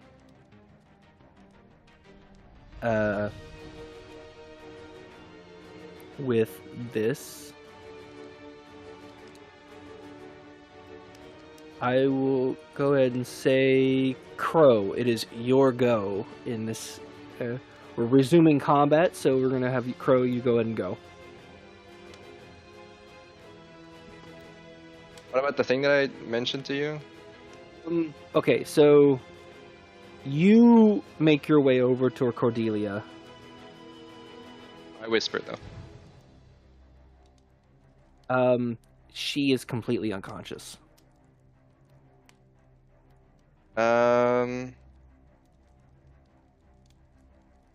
I do the thing anyway without asking them.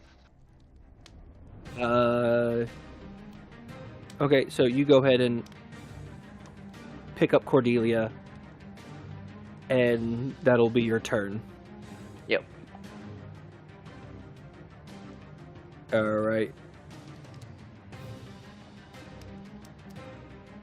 Varys, it is your go. Okay.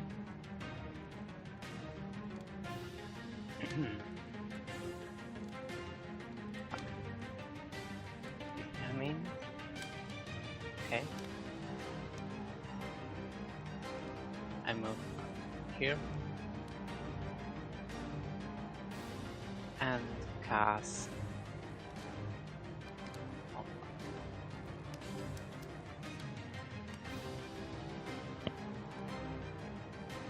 I cast Cone of Cold.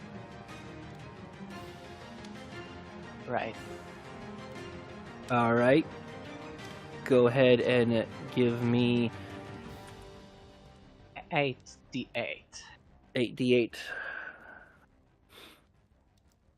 Does he need to make any kind of rolls?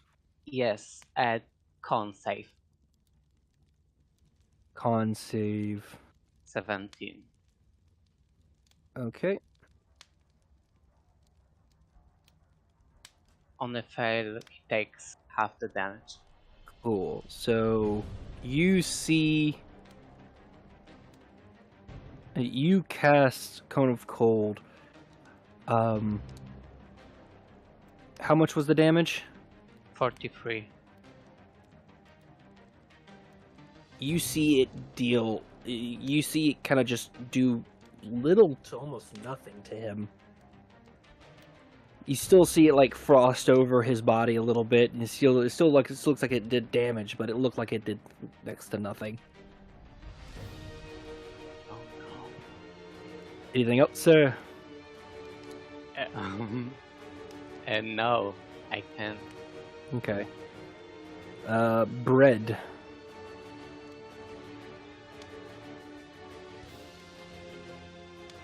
What is the situation with the guards, etc.? Were they being controlled by Cordelia? They were not. However, their attention is, or the guards that are remaining, their attention is on the demon now. As in, they are not hostile towards us anymore? No, they kind of look at you and shrug you off, and they see a bigger threat at hand, because they just knocked out their leader as far as they're concerned.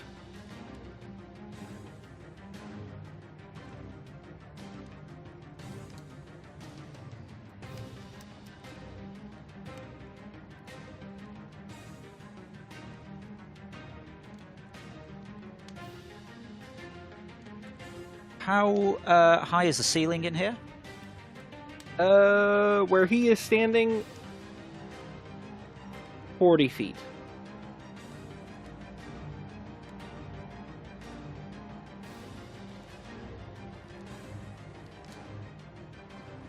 What's the sort of the lowest point of the ceiling from sort of ground level?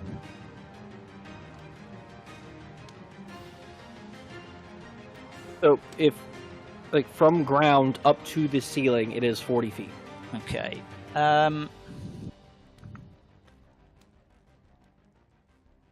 I am wondering if... So I'm sort of quite far away from anything interesting happening here. So I've got some rope in my pack. I'm wondering if I could maybe make myself some sort of swing. I don't know, if I attach it to the crossbow, shoot it into the ceiling, and then swing across on it, attempting to traverse down to towards Gosha.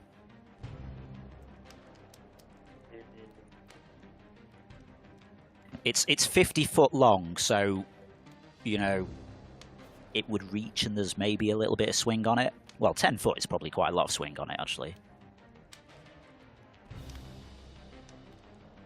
Let's see here. Give me a second.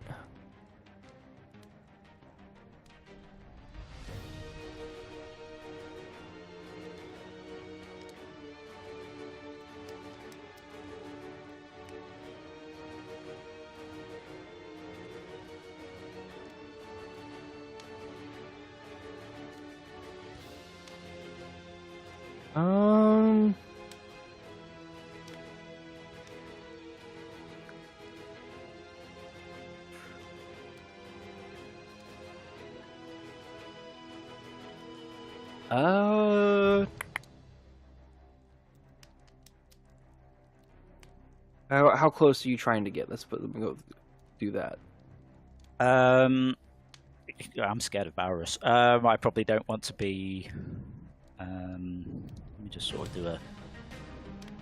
So, assuming that I took some sort of straight line, I'm kind of thinking maybe.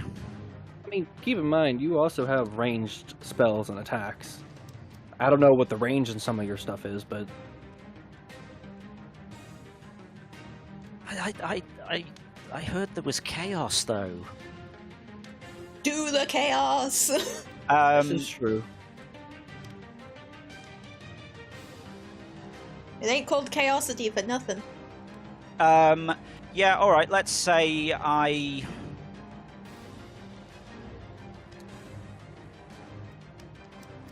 just really don't want to get in the way of Barus because yeah, glass cannon. Can I maybe try and land? Can I break up this little party with his favourites? Can I sort of try and land just outside of the? Oh, don't even know what I've done there. Can I just try and land just outside of just past the fiery bits, sort of here? Let's see how far that is from where you are, sir. Some odd feet.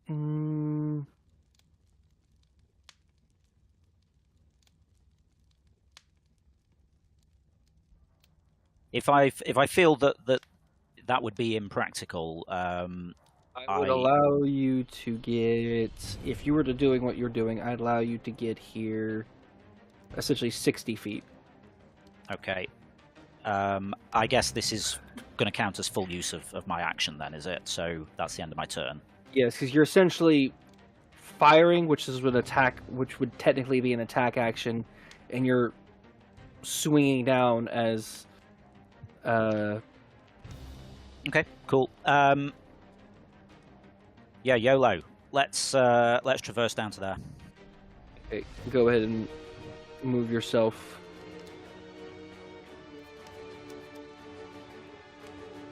Would that count as half cover as well? Where are you at? Let's look at the half quarter cover. Yeah.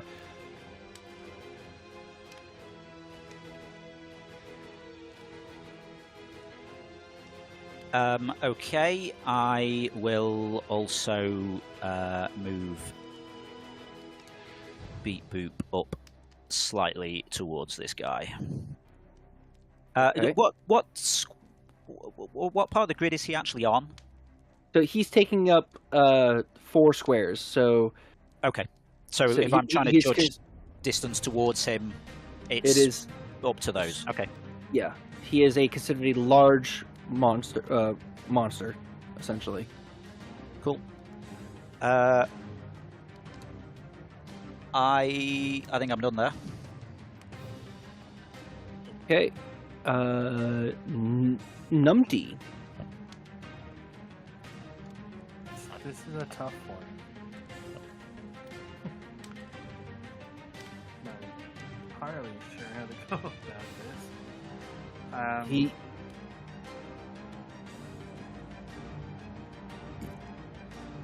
On. I Go need on. to do this. Okay. I. Helps. Okay. Oh I'm gonna- God, no! I'm gonna make a gore attack. So that's- gore attack. Yeah. D20 plus 6. 16 to hit. AC. Probably not. Let me find it. Oh, where'd my mouse go? There it is. 16 does not hit.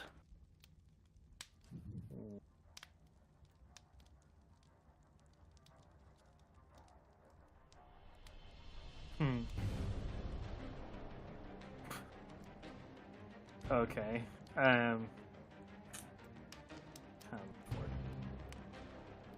where's the thing?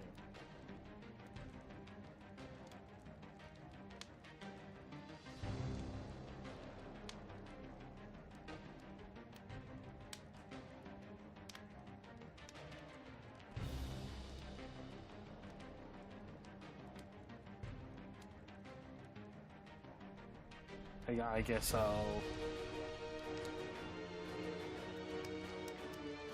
call it there. I don't know. Okay. As you make your attack, stuff like that, the demon cackles and goes, "Come on, Hazel, come out of there."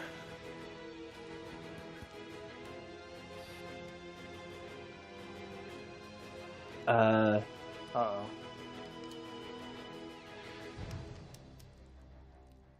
Well, one more check on Wild Shape. Or a bonus action. Okay, yeah, I'll use a bonus action to turn back into human form. Here, I got you. Boop. Boop. Thank you. You're welcome.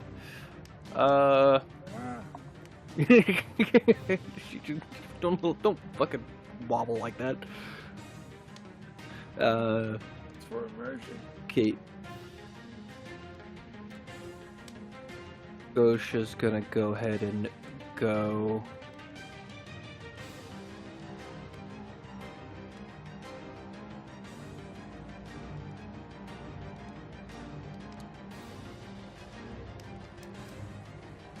He is.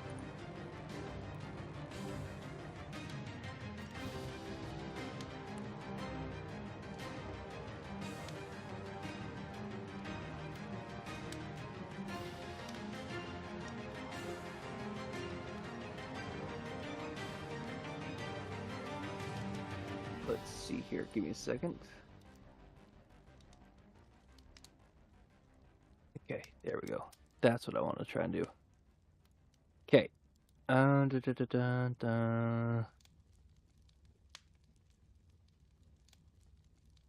You see Gosha's hammer grow bright with flames as you see him absolutely just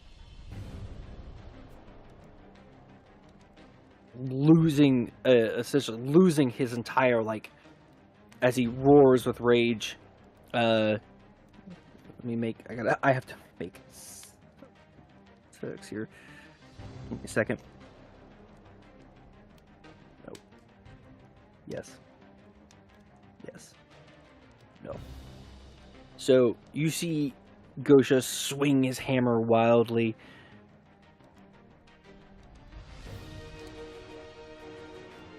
That is going to be... Where are my dice? There they are.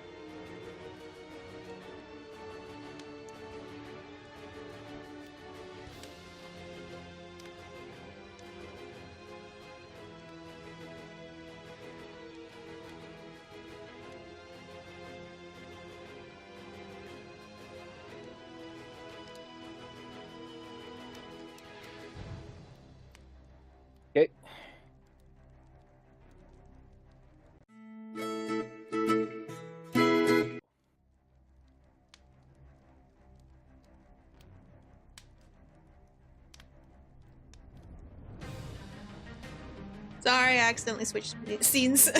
Broke everything. Give me a second. My go. You're fine. Okay. Right. Don't know what I pressed. What the hell? Where is my spear at the moment? It is currently with Cordelia. I thought as much. Okay. Fun times. Let me ask this: how much do you desire that spear right now? How much do you wish you had your spear in hand? I mean, I was looking for my spear, and then I saw Crow pick Cordelia up. So I'm more interested in what's going on there. The So- I feel like the correct answer to that was, I really want the spear. That would be a lie, though. Yeah, no, you're very honest. Fair enough. Right. But okay, so you do notice your spear over where Cordelia is. I will say, let me roll a general luck check here. Oh. It is right next to Cordelia, in a square right next to Cordelia against the wall. That is where your spear is. Okay, and Cordelia's unconscious. Is she unconscious because she's out of hit points? Without making a medicine check, you don't know, Yeah. and you're not close enough Damn to it. do a medicine check. Frick. At least not properly. Okay.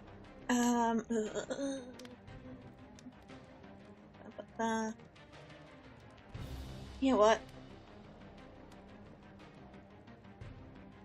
Screw it, I'm gonna run over here. You will take an opportunity attack. I know. Cool. Alright. Opportunity attack from... That's gonna hit. Does that count as a normal attack roll? Technically, yes. What's this guy doing? Is this using the staff, or is he just sort of taking a swipe at her? I mean, technically I can make it either. But he's making a physical melee attack, technically, by any means. As he goes to attack Ferret, as Beep Boop's reaction, he is suddenly really interested in that staff and starts trying to claw at it, distracting him and causing him to roll with disadvantage. Oh. Okay. Fuck Beep Boop. Alright. Just to give you clarification, I had originally rolled a 22 to hit. With Beep Boop's disadvantage, I rolled a nat 1. So, that attack completely misses. Beep Boop essentially goes to, like, as the demon, as you guys have probably remember his name by chance, Azil. As he goes to try and go to Ferret, Beep Boop latches on to the bottom, making it extremely weirdly weighted, and the demon kind of just tries to shake off Beep Boop. And misses completely. So, Ferret, you are free to move over there. Beep Perfect. Boop makes this sort of weird, sort of purring, grinding sound, like this is all some sort of game, and it's like a little dangly toy being waved around for him. Thank you, Big Boop. Okay. Crow, what the hell are you doing with her? Why are you here? This isn't your fight. Like, go back to your fight. What are you doing? I want to know what you're doing with her. You'll find out later. This is not the time to chat. Well, look, I'm here. I need my spear. I'm chatting. Well, here's your spear, and I kind of just toss it to you. Thanks, I guess. Now fuck off. No, I'm What a not. riveting conversation. I'm not letting you, I don't know, sneak her away or something like that. Are you seriously like spending your time with this right now? Yes, I am. Your friends are dying over there. What are you doing? Dying? I don't know about that. You look They over your seem to be shoulder fine. and see Beep Boop sort of on his back, clawing at this staff. Yeah, Beep Boop seems to have it under control. If that's what you say. Look, Is that your turn? Just put it down. I'm not having this conversation. Like, yeah. Can I grab What do her you at put me? all? You dashed over I there, right? dashed, yeah. So, unfortunately, no. God damn it. So, fortunately, it is now his turn. God damn it. I swear to God. He looks over at you, Crow, picking up Cordelia, and he goes, "No. She is my prey. You will not have her." And he's going to make several ranged spell attacks at you. I am in the worst Yeah. place to be right now. First one. Oh. I don't like that laugh. No, you don't want to like this laugh. First attack is a natural 20. That's a lot of... no. Let's roll the first set of this. 9, 11, 12, 13, 14, 15.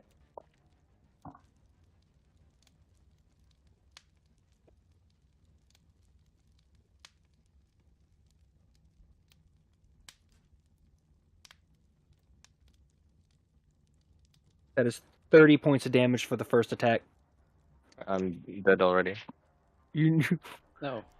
already? What the fuck? Yeah. So, Crow has been knocked down to a critical attack. Well, that's that, I guess. Should have listened to me. You that low? Yeah. Did not realize you were that low. Also didn't mean to... Sorry for rolling on a critical hit. Okay.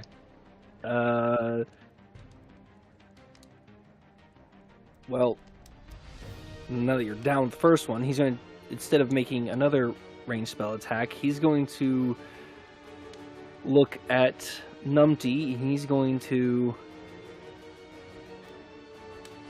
try to smack him with his, the trident, the fork, if you will.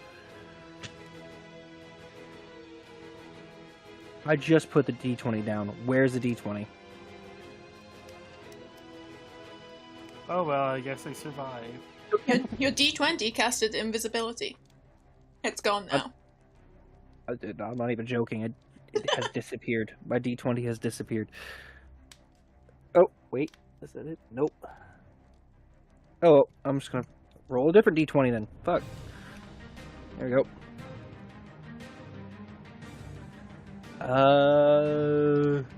That is going to hit. I'm scared because you didn't even ask what my armor class was.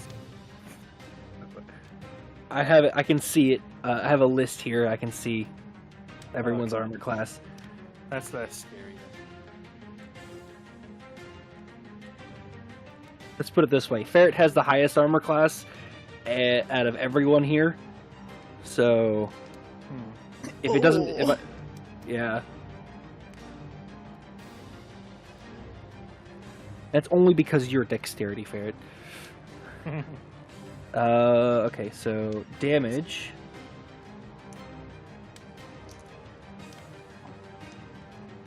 Going to be 12. And then finally, he's going to smack Gosha. 12 damage, yeah? Yeah. And Gosha's going to take that hit like a champ, and it's going to, or dodge it, or however you want to flavor it.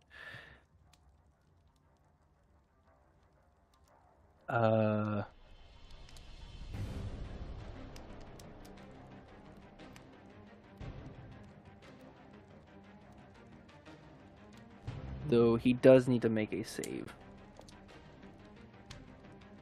In which... succeeds. Okay.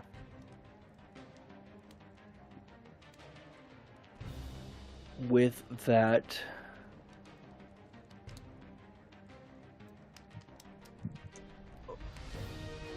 I gotta... do something real quick.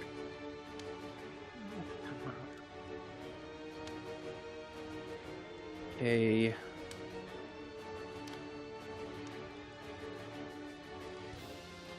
Cordelia's unconscious. Crow, you need to make a death save. Roll a d20 for me.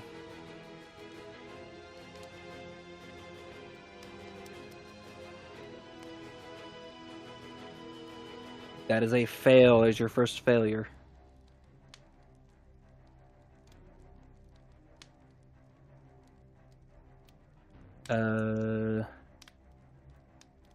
Next is the knight. He's going to rush down the stairs.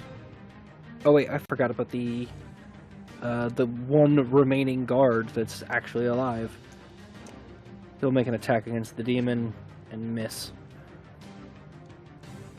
Okay. Varys, here's your go. Okay. How does the roof above the demon look like? Directly above the demon, it is Yes. still intact. Still intact. And it was from this material that's resistant to damage. It's not necessarily resistant to damage, it's more of it's really well built and it's really sturdy. It's got a lot of health, essentially. Okay. Well,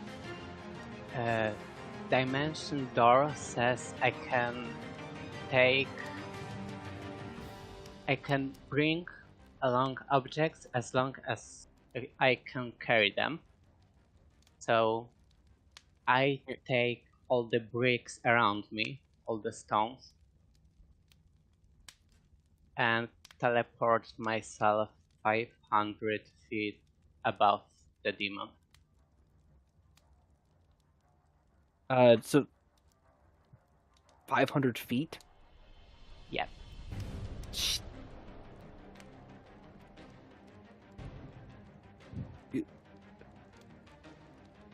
Okay, so you're grabbing a handful of bricks, correct? I mean, those stones look kinda big. Like, those are the stones from the roof, right? Or just this debris that is like kind of fallen off the off the ceiling a little bit, but basically yes. But I mean, as tell me this much. Are those stones like... I mean, will it punch through the roof? that's a very good question. Does it look like it would punch through the roof or just bounce off it? I don't know the max damage that you can do with falling objects. 500 foot is quite a lot of falling time. Yes.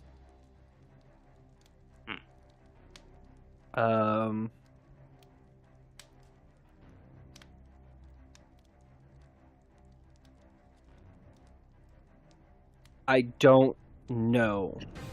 For intensive purposes, though, I will say no, even though that is a really good idea. Okay, then maybe let's just leave it be, and I'll just cast Riding Tentacles instead. Alright. That's 20 feet square.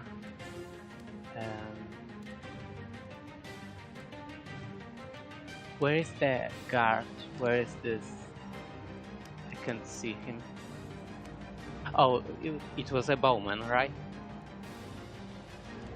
Bowman? Never mind. No. Gosha is in there, but Okay. Just in this square, right in tentacles. yeah, okay. 4d6. I cast it 40. at 4th level. 4th level spell, writhing at tentacles. Yeah. Alright, so okay, If there was so, any spell, that would be a Demon's King. gee. Okay, so go ahead and roll damage. I will go ahead and roll his dexterity saving throw. I did 14. It's 14 damage, you said? Yeah. Okay, so let me go ahead and get this saving throw.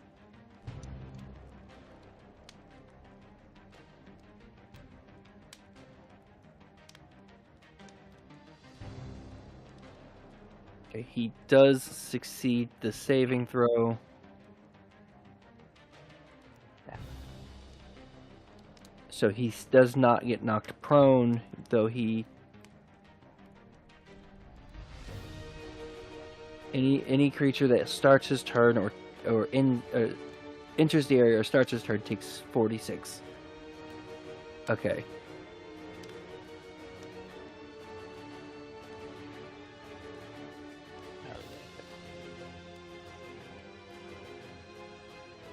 And I So, go back to my room. okay. I can't move. All right. some For intents and purposes, for you to target when an area of a spec spell such as this, you need to at least have the center of his base covered. Okay. So I mean, it's still the same rough area, but yeah. Okay.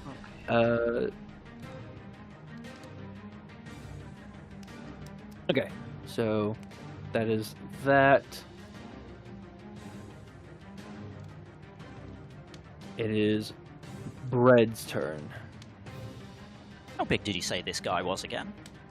He's considered large, so he's considered a large creature, or monster. So he is technically in square size. He's 2x2. So he's sort of one step bigger than us. Pretty much. Okay, cool. Can I just sort of shout to the princess quickly? Princess, what's the priority here? Look after our people or deal with this guy? Definitely deal with this guy. Okay, so when I sort of kind of made my entrance, kind of swinging in here, can I sort of do a little head nod at Gosha and be like, "Sup, heard you ordered some chaos?" He looks at you and just goes, "As much as possible." Okay. I can probably help with that. I would like to load. I rummage in the bag and pull out a little pink mag for diplomacy. Time for more testing in production. I stick that in and shoot it at Gosha and cast Enlarge on him. Oh, What? lovely. Giant Gosha! Uh-huh. Okay. So his size doubles in all dimensions. His weight's multiplied by 8. He moves up one size category, and until it ends, he has advantage on strength checks and saving throws. Whilst his weapons are enlarged, he also does 1d4 extra damage. Oh my god. Look at him. That is huge. Battle of the Giants over here. God damn. He a big boy. I mean, he said, as much as possible. So that's a cast. So would I still be able to do a bit of movement as well? Yes, you can still do some movement. Am I able to ascertain how Crow is looking from here? Crow is dying.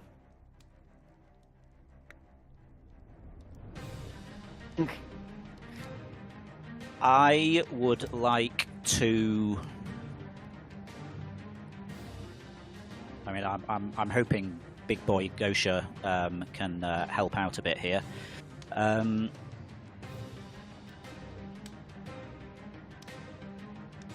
I would like to then move over to this square here, please. Go for it.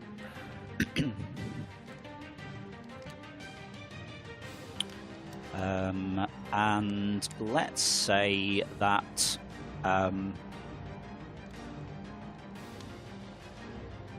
because why not? Beat Boop keeps trying to grab this this trident staff thing, and does a force empowered rend. Give me attack roll.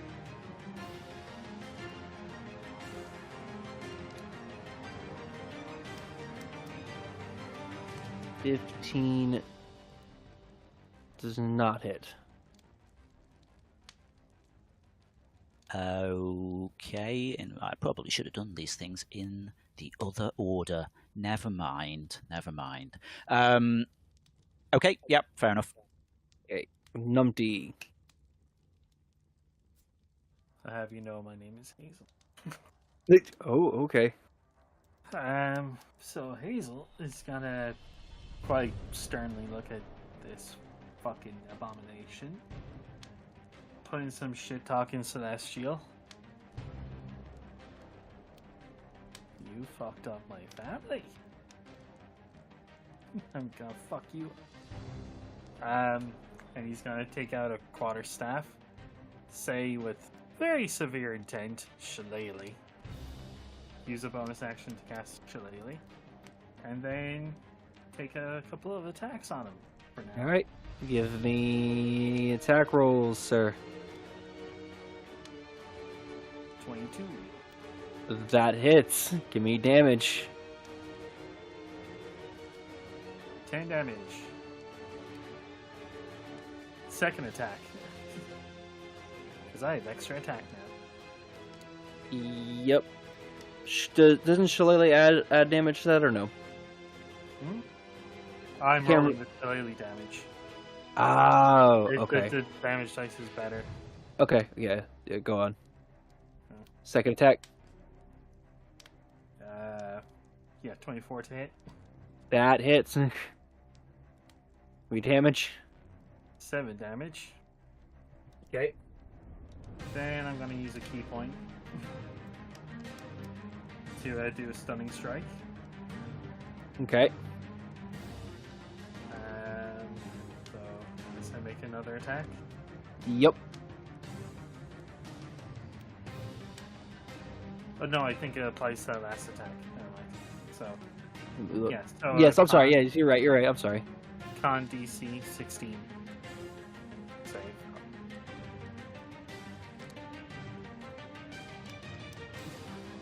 Clicking nope. So he is what, stunned? Stunned until the end of my next turn. Yeah.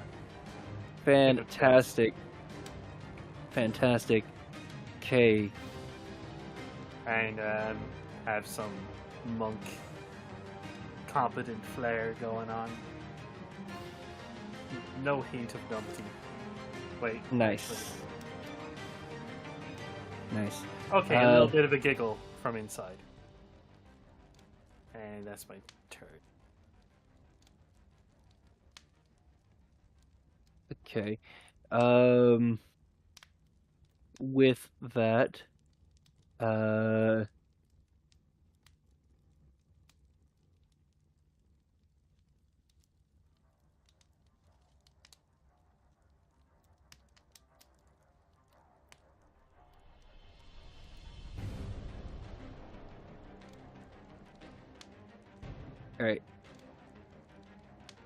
Gosha is going to make his attacks.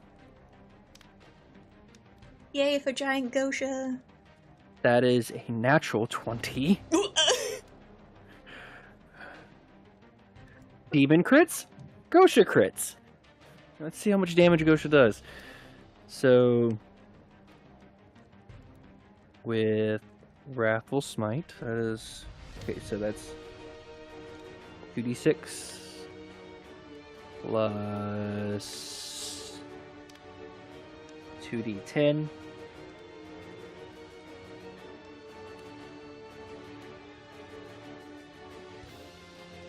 D10.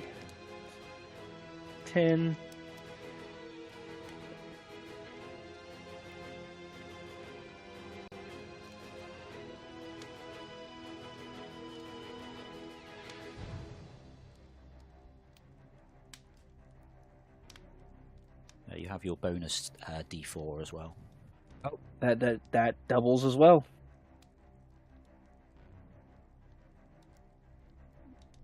Grab those.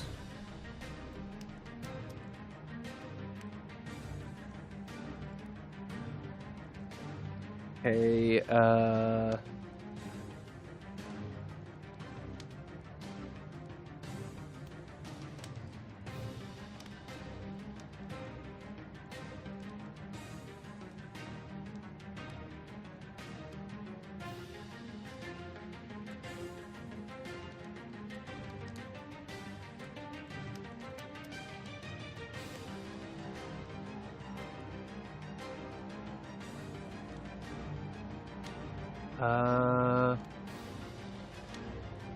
he's going to expend a spell slot to deal an additional 4d8 damage.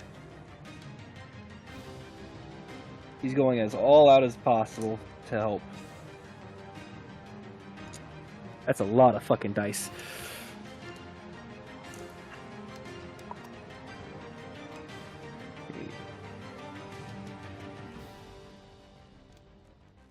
Cool. Okay, so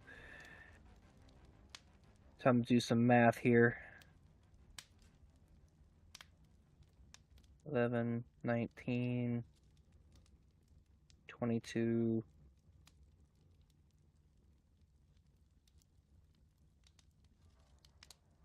32,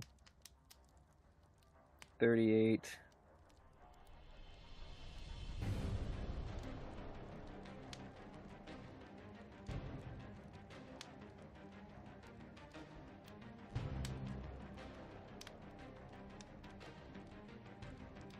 Oh, shit.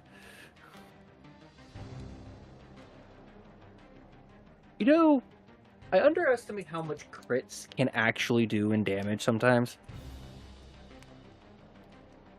That was only the first attack. But yes, no, okay, so he's gonna make 2 more attacks. Miss. That's a hit. But this is only doing a significant less amount of damage.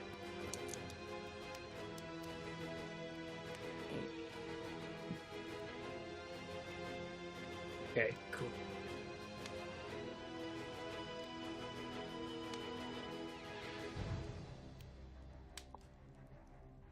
The demon is going to react to that, though. Can it react when it's stunned? You're right. Fuck. Okay, then moving on. Ferret, is your go. Okie dokie. Can I check on Cordelia? Okay, give me a medicine check. Okay. 7. She is still alive. She's just completely unconscious. So healing. You don't know. wouldn't- You don't know the extent of her injuries. That is all you know, though. Would healing help her consciousness? You. How much? What did you roll again? 7. 7. You don't know.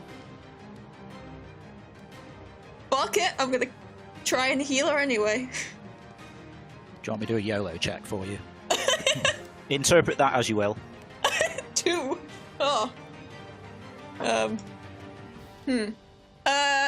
I cast Cure Wounds, 3rd level. It's something I picked up from Ruby because I realized not all magic can be bad. And Cure Wounds at 3rd level? Yeah. Ooh, how much health does that heal? That is 3d8. Alright, go ahead and give me 3d8 roll for it. Well, I can just click the effect. Boom. Okay. 3d8 plus 2, 20 points of health.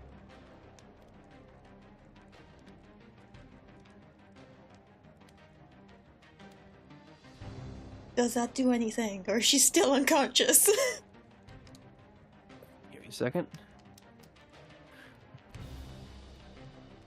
I love that Barris is in stream chat with like, she did. She did. Let me roll a luck check here for Cordelia's well-being. Oh.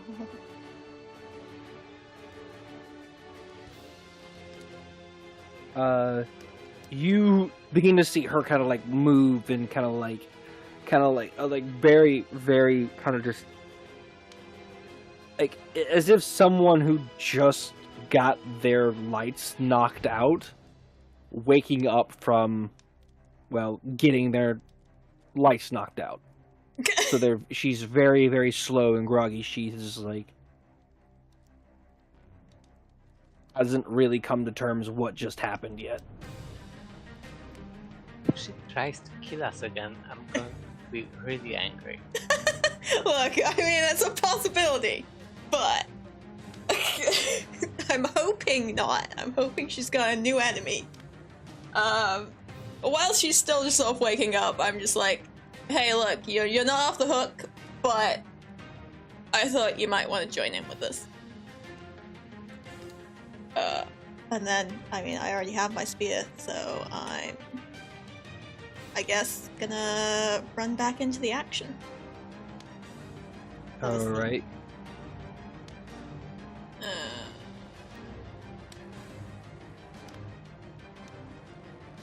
You did use your action, so you're not gonna be able to. Oh, I did. sprint. I forgot.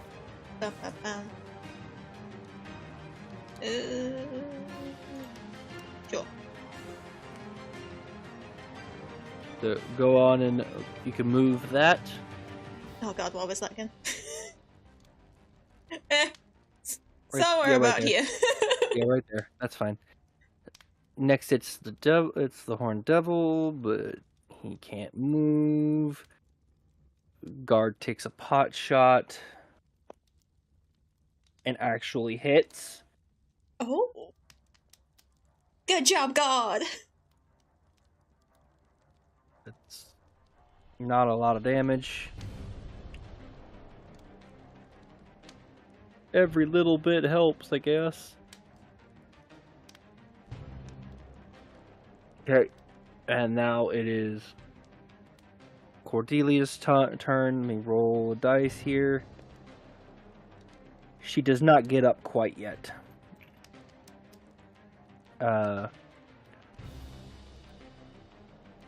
Pro, I need a death saving throw from you, D20. 3. That is another failure.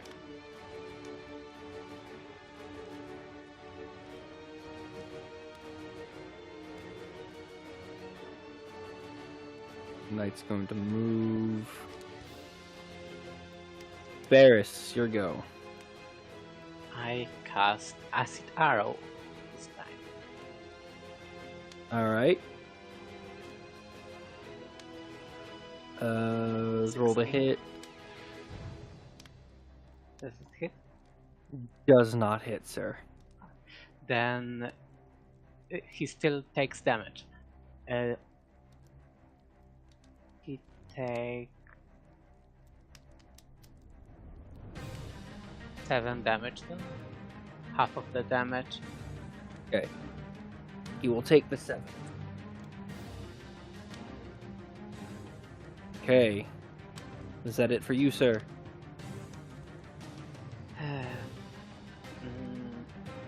No. I go downstairs. Okay.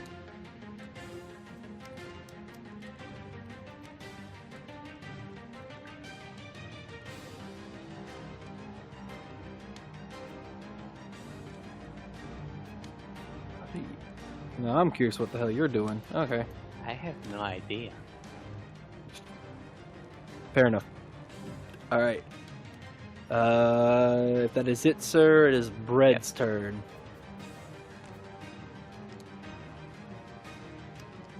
Princess, what are we doing about Crow? I mean, whatever you want to do about him, not my problem anymore. So cold. Very cold. Almost as cold as Cordelia. We're from the same family.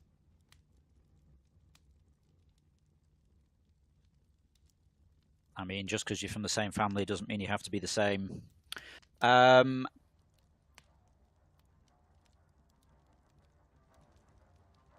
am hopelessly naive and romantic and such things, and I believe in the good of people. If I heal Crow, will that stabilize him? Yes, it will stabilize him.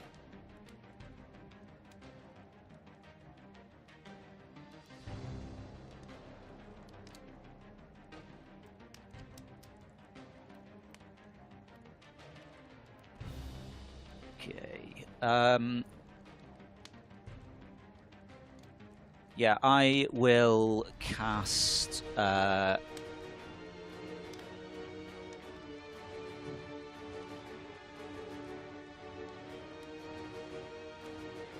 Just figure out a plan here. Okay, I load a green mag into diplomacy, and with the modifications that were made to this recently, it does have a slight bit of range on it, so I don't need to be right next to him. You said a 15-foot range, I believe. Yes. So from where I am, You I'll can shoot a healing mag at Crow, please. go ahead. Give me the roll for the healing. I'm going to go... Let me just decide what level this is at.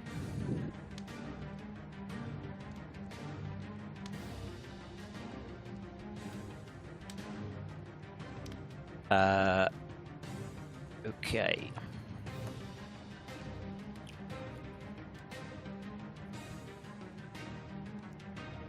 Okay, I heal for 10.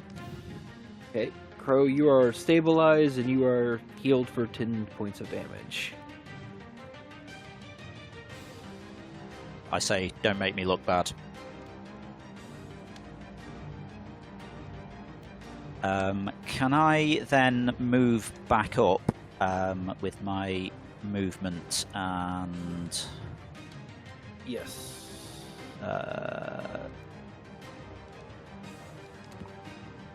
Yeah, let's just sort of go up to there, I think. And we'll have Beat Boop try and grab the staff again, I think. Go for it. Give me an attack roll. I roll my eyes at Brad as he comes up to join me. It's just 18 will hit. He's too good.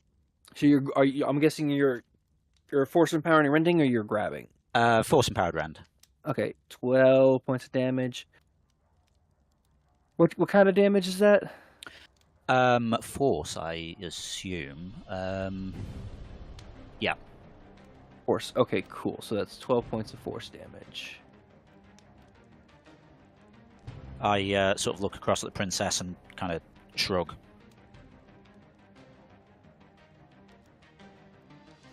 About Crow, not Beat Boop, obviously. You like obvious beep boop, reasons. meh. Obvious reasons.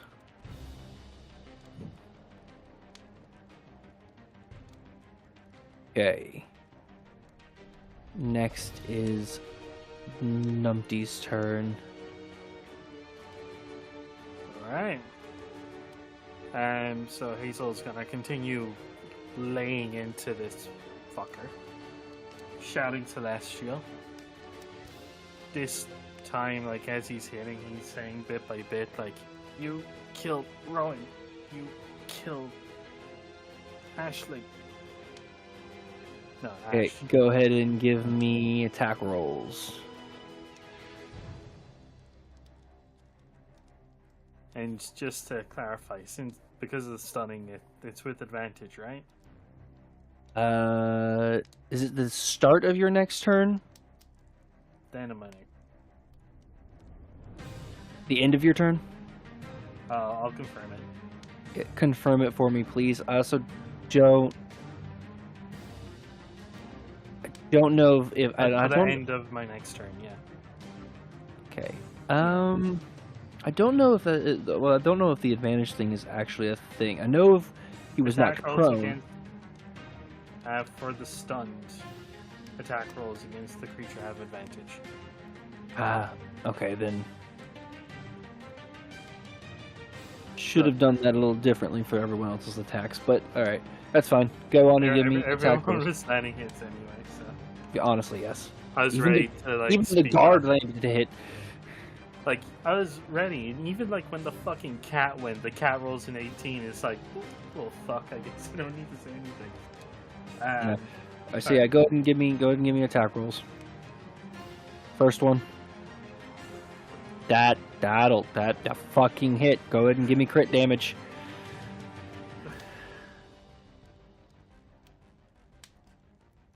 $13. Next attack.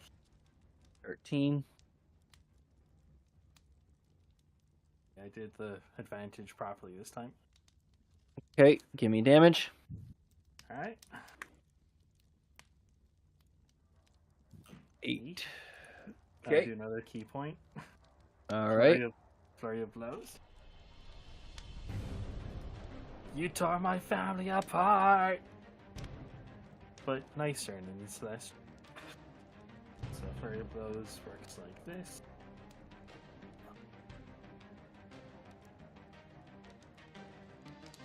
That'll hit. Give me damage. Last one. And 19 hit.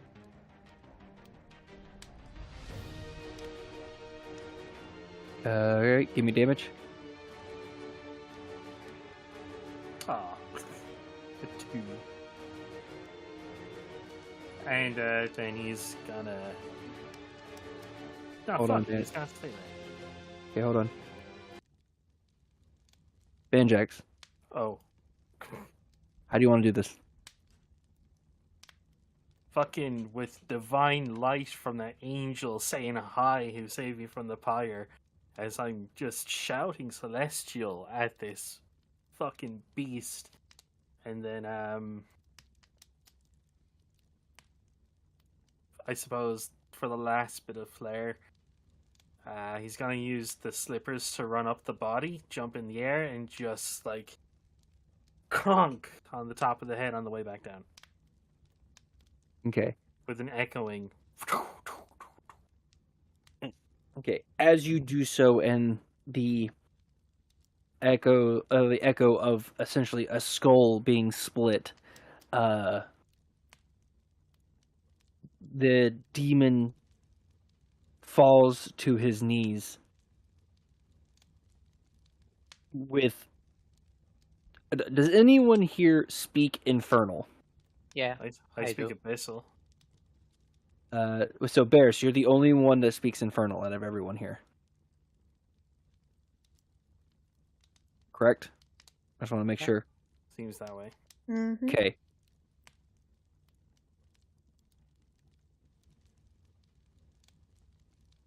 Okay, so in that case, so Barris, you're the only one who understands this. He speaks words in Infernal, and the only thing you hear, Barris, since you understand, you understand it. He says,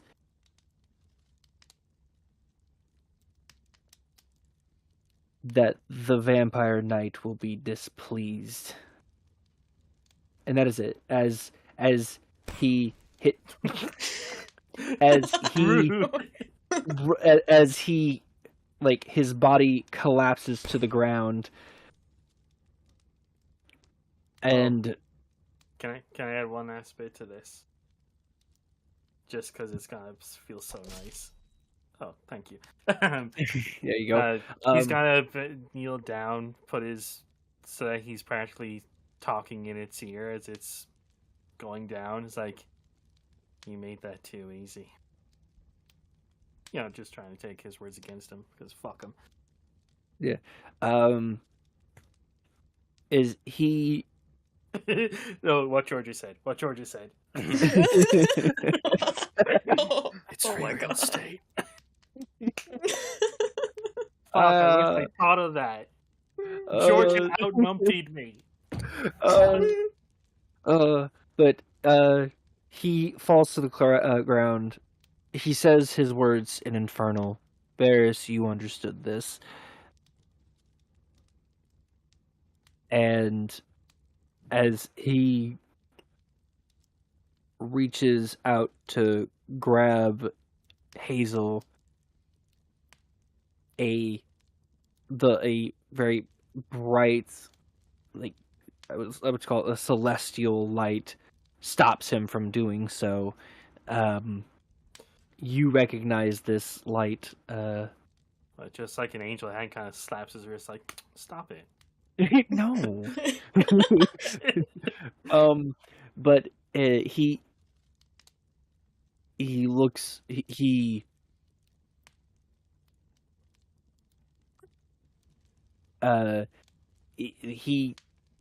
telepathically like talks to all of you, and he says, that way everyone understands. He goes, "This is not over." As he grows lifeless on the ground, with that, But just look, come on, comical. with that, the demon has been slain. The fighting has stopped. Cordelia is still on the ground. She is conscious now, but she's still on the ground. The other guard and the knight that are standing by kind of just like look at each other, confused on what to do now. Can I glare at them? I'm sorry. The body of the demon stays there. It doesn't disappear or anything like that. Don't get fucking ideas, Bars. Let me roll something here. I can feel the Mad King vibes coming out here. At the no. at the as it sits, as it grows lifeless and it stops moving. After a few moments, it starts to kind of like disintegrate into ash. Oh, fuck off. Oh, Barris.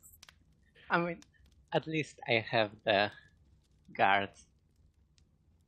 Oh. Hazel's staring the fucker down as he goes. Breathing. With that, though, the combat is over.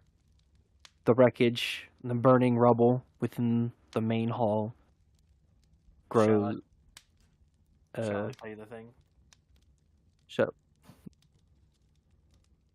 what thing? Oh my god. Sorry. No, you're fine. Brilliant. The combat has ended. The burning rubble remains. Fighting outside has grown silent.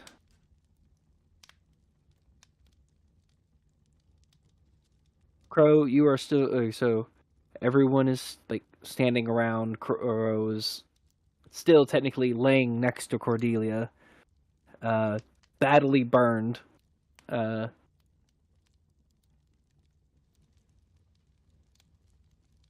Where, and with that, what does everyone do now? Oh, Hazel will probably keep breathing heavily until he loses consciousness.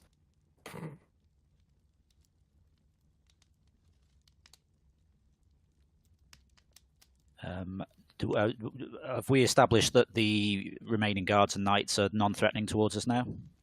They don't. Well, the remaining guards and knights that are like currently still standing, they don't really know what to do. Like, I mean, the person that they were following kind of just was knocked unconscious, and you guys essentially healed her. The demon is now dead, so there's no real like instruction to follow, and they don't really know what to do because, well, you saved her and then stopped the demon.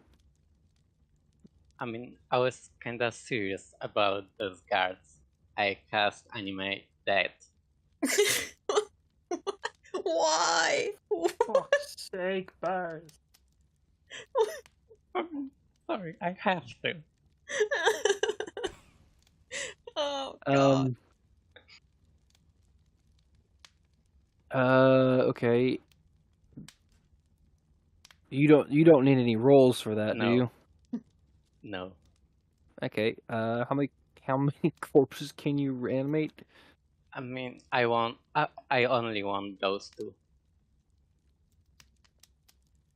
Okay. You resurrect slightly frozen corpses.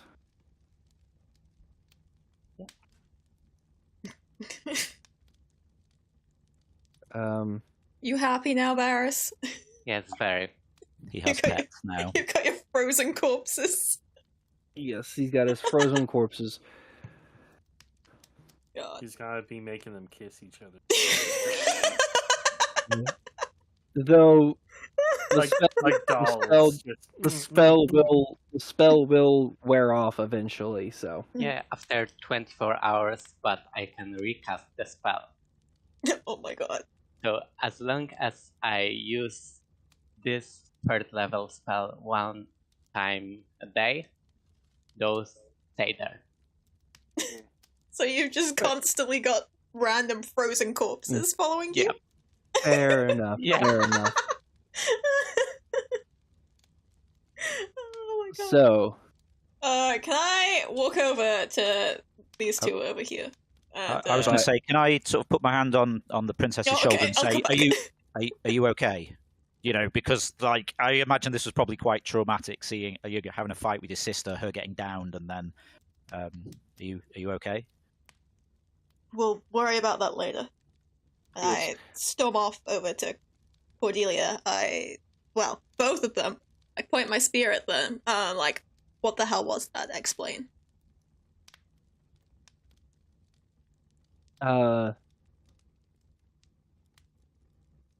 Cordelia tries to move, but does not. You see her in a lot of pain.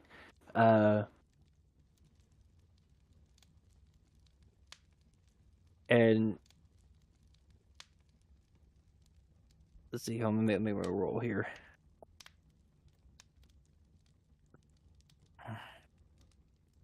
She only is able to get a few words out, but she simply says, "I don't know."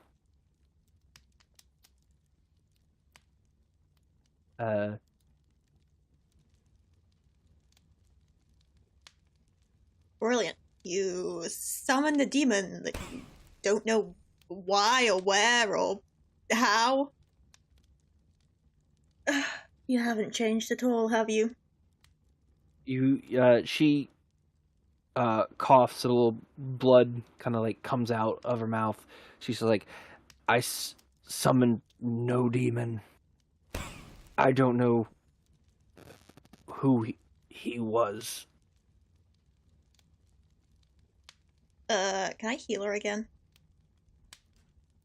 Go ahead and heal her.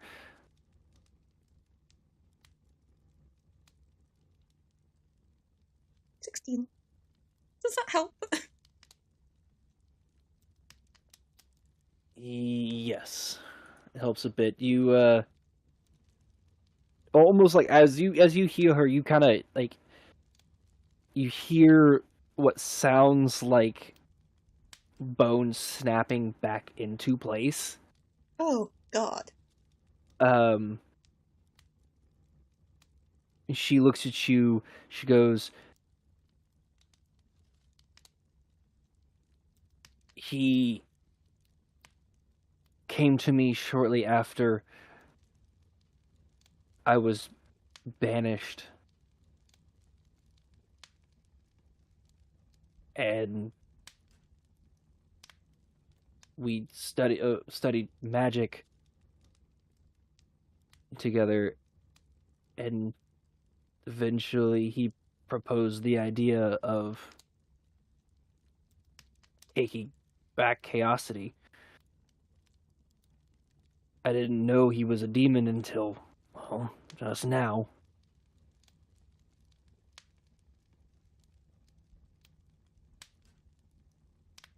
I see. I see. You never asked any questions?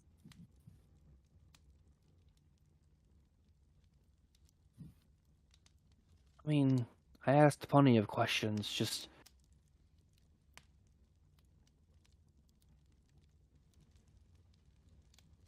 never thought to ask if he was a demon.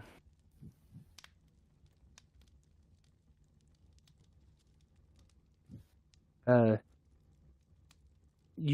as you two are talking, the doors of the castle begin to open up. You see, for those that are, I think everyone is. You see, uh, uh,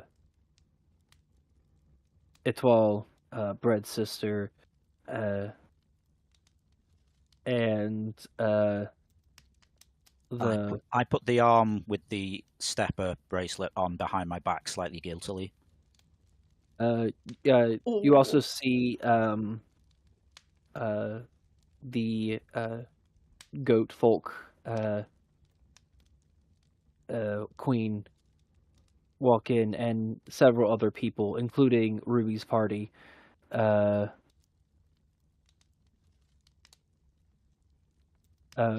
to step in, looking at the aftermath. The guard and knight lay down their weapons and stuff like that, just to make sure they are understood as they're not hostile, given the fact that they are greatly outnumbered. And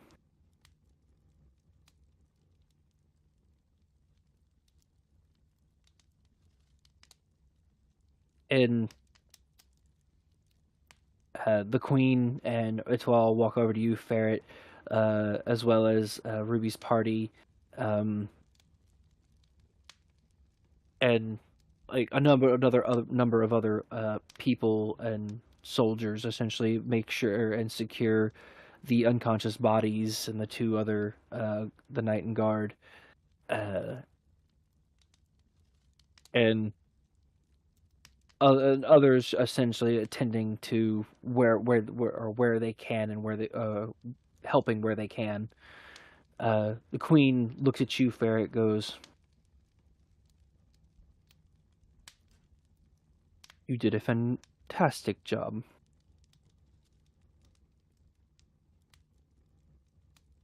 Thank you. I, really put my all into that. You see Etoile kind of like look around and see kind of just like like kind of like assessing the situation and what's going on, with like a hefty crack in the wall where Cordelia is. She kind of looks at you and says, "What happened in here?" And she points at the crack in the cracks in the wall where she impacted after being smacked. She goes, "I don't think any of you could do that." You're definitely not wrong there. I don't even know what happened, but there was some big demon guy who orchestrated this whole thing, apparently. Well, we can discuss it later, I suppose. The queen and Etoile look at each other. They look at you and Cordelia and go, "So what do we do with her?" That is a very good question. I believe she should be contained somehow for now. And Before we do that, Cordelia, is your father alive? Yeah, well... Oh yeah. Oh yeah! Where are our parents? Huh? She looks at you. She goes, "I don't know. They successfully escaped before I could grab them, just like you did." Well, that's good news. But as I was saying, I believe she should be detained for now. And we will see you at a later date. All right. With that, though, is there anything else, before we move on from this, is there anything else you guys would like to do here before we do a little time skip? I take a pouch and I fill it with the ashes of the demon, just to be sure. Okay. Oh my god, leave the dangerous things alone, Barris. No. Oh god. Like, touching and trying out dangerous things is like the main point of my character. Yeah. I'm surprised you haven't started eating some of it or something. Oh wait, you're a ghost. What does this taste like? And I just snorted some demon ash. oh my. Okay. Anything else? Is it Etoile stood next to the princess at the moment? Yes, technically, yes. Okay. So I'll come over and say, I see. You said don't do anything too crazy. I'm still here.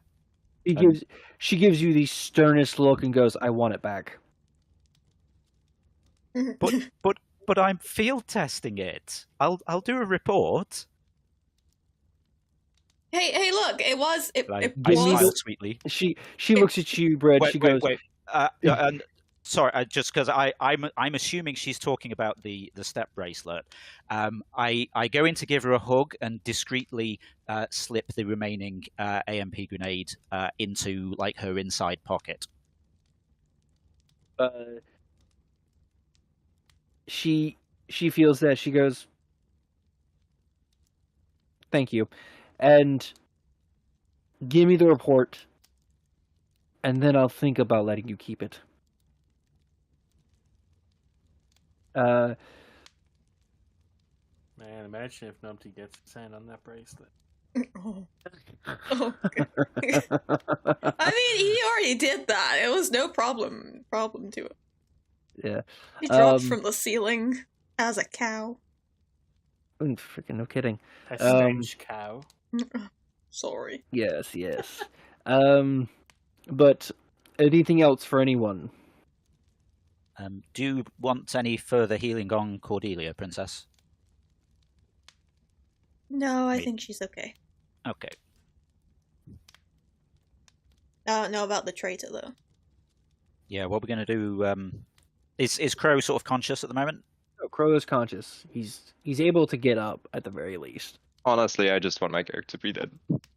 He's like, just kill me. Just kill me. I look at Crow and say, you know, you owe me. Oh my god. I look at him and I'm like, what would Rose say? Kill him. Nah, probably. Suddenly, the piece of roof that Numpty shot with fireball falls straight onto Crow's head.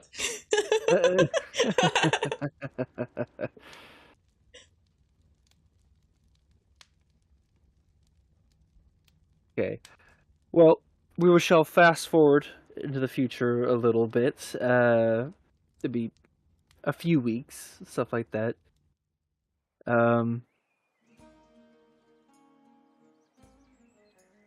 And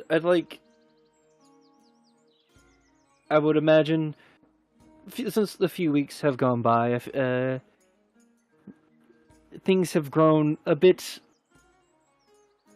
more like normal. Things are being repaired. The hammering of wood and nails outside of the city. The palace looks relatively cleaned up as it should be. Also being repaired, fixing the walls, the roof, various different things of it.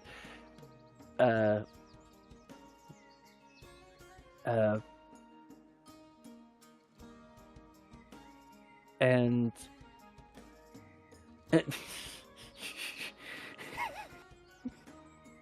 You okay there? I'm sorry. But where?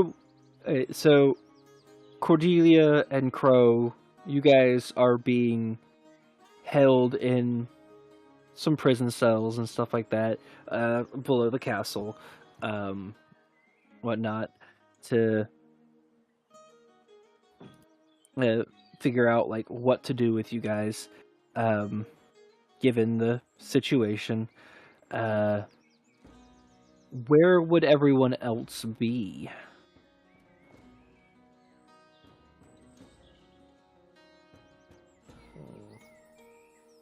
Let's just go down the list. Fair. Where will you be? Probably knocking around the palace, hiding things up, getting things sorted, seeing if there's any leads on my parents. Well, by this time, your mother and father have found their way back already. Okay. They are, or at least, I'm sorry. Let me rephrase that. I'm sorry. Your father has, your mother has not. They were separated during the evacuation. Okay, then. Seeing if there's any leads on my mother. Understood. Bread. Would the princess have asked us to hang around, or has she said, "Hey, yeah, you know, thanks for that. I'll catch you around"? I probably would have been like, you are free to do what you would like. I've probably helped clean up a little bit over the time that's passed, and I assume Etoile and everyone has headed off now. So I probably went for a walk around town with her, showed her my workshop. If Sylvia's still around, I did say that I'd show her the workshop as well. So maybe we're just having a little tinkering session in there. Wait, that probably sounds a bit wrong. I'm maybe refining some of the things that we made off on this adventure. Probably still keeping in touch, with what's going on at the palace, but just kind of chilling out. Yes. Surprisingly, your workshop has stayed intact throughout all of this. So yeah. With that, Barris. Yeah, I'm researching new spells, experimenting with Demon Ash, and playing with people from time to time. Okay, and Numpty. Or Hazel. I don't know which one yet. What would you be doing a few weeks after all of this? Hazel will probably be just trying to. Will be coming to terms with what just happened and being in control again. And not hiding. Numpty will pop in from time to time, and Hazel will find himself waking up in the forest every now and then, but yeah, he's just taking it easy. Okay. He's an old man. Alright. I'm going to give some final scenes before we wrap it up for everyone.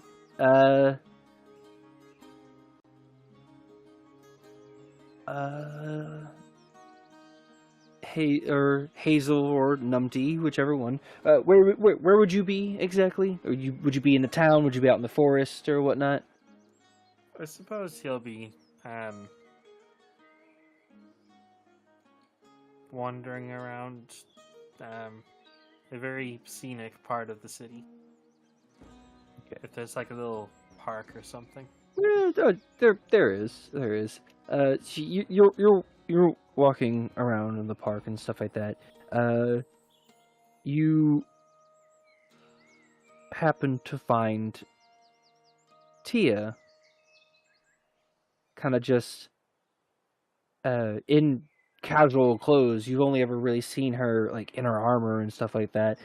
Kind of just taking in what time she has left in the city, because a lot of the remaining adventurers and other people, the king has offered payment to help those outside the city to help rebuild and get things back up to stuff like that. And looks like Tia and what you could probably assume the rest of the rest of the party, Ruby and the rest of them, are still in town, and they're helping, earning some pay. And you find Tia just relaxing in the park. And suppose Hazel will go sit down, join her. She doesn't really look at you. She's just looking up at the sky, because this is in the outer city, whatnot. But she kind of looks up. She's looking up the sky. She goes, "Are you Numpty or are you Hazel?" I am 100% Kulev. For now. Gives a small little, like, single chuckle or little laugh. She goes,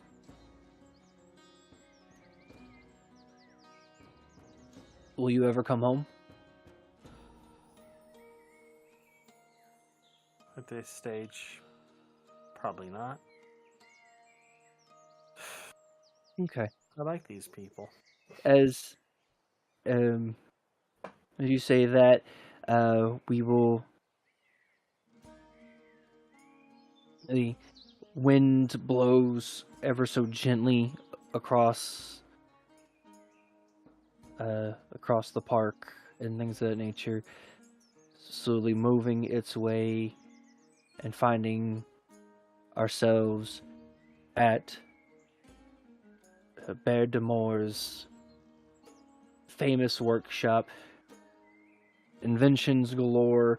People from all over have come to heard of his brand new weaponry and devices. So it is slightly more busy than it used to be.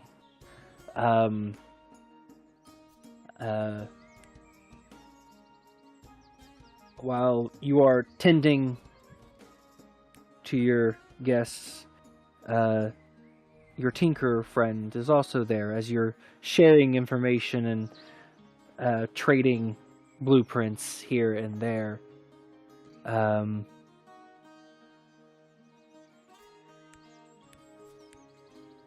You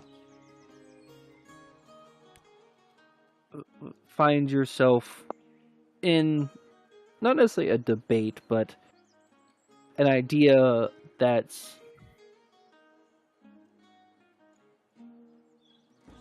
or you've come to like a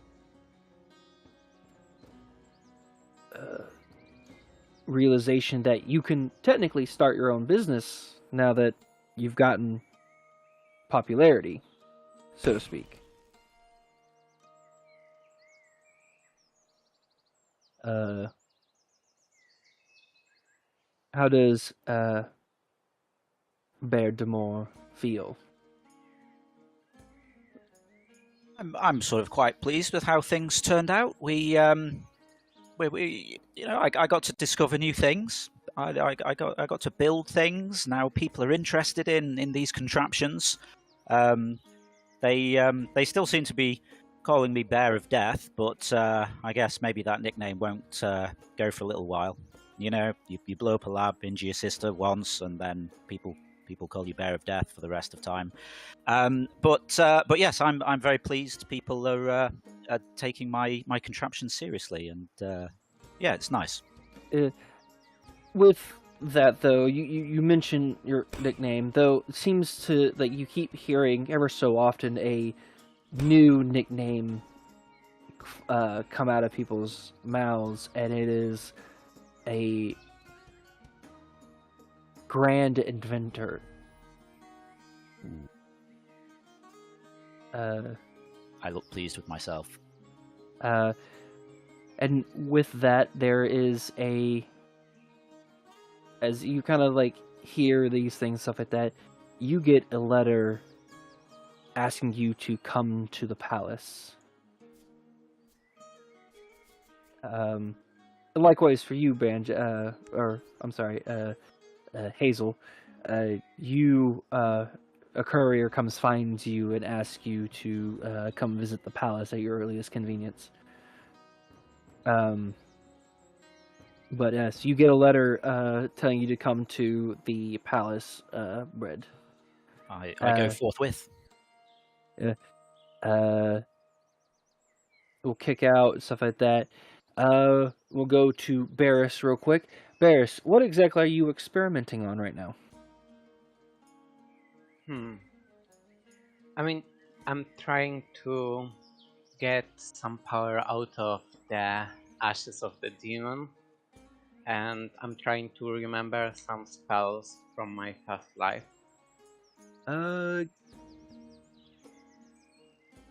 Give me an Arcana check real quick while I subscribe some stuff. Okay. 21. As you're analyzing the demon's ashes, you kind of get the feeling that you can learn a few things from here. At the current moment, it might take some time, but it'll with some research and some testing, you think you could have some you'll bear some fruit for the labor. With that, the still current ruler, King Beardeed,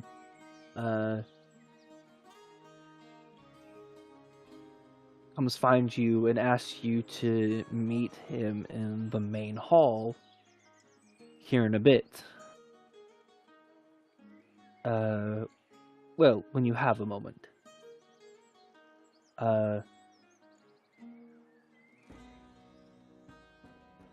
And he leaves promptly without letting you give him an answer. And we move through the castle. We find Ferret doing her part, cleaning up the mess, fixing or helping fix what she can.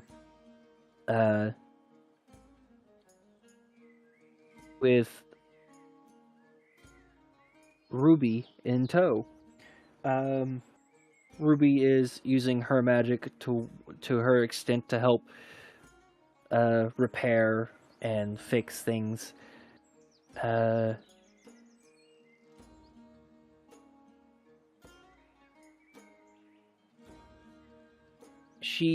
Ruby looks at you, Ferret. She goes, I keep hearing more and more stories of how you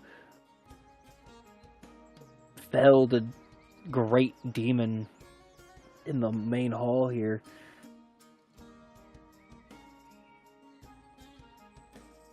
It's... She gives a small smile, and she goes, it's kind of inspiring. Oh goodness, so many stories already?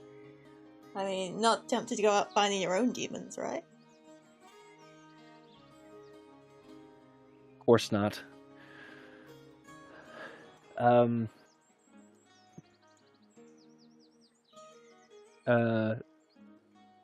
As you guys even start to begin talking, Ferret, your father comes out and finds you. Goes, oh, good, you're already here. We're expecting some guests soon.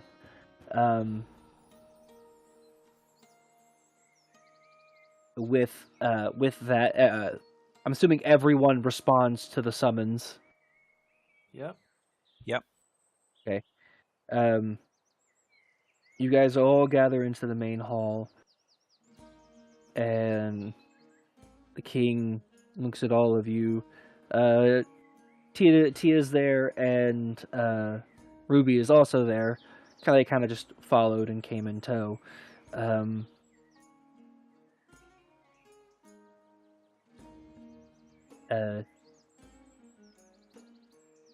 But the king looks at all of you. Goes, good. I'm glad you all were able to come along, but we have to take care of something beforehand. And he says, he motions with his hands. He goes, come with me. You guys walk through one of the main doors down into the dungeons, into the cells in front of Crow and Cordelia.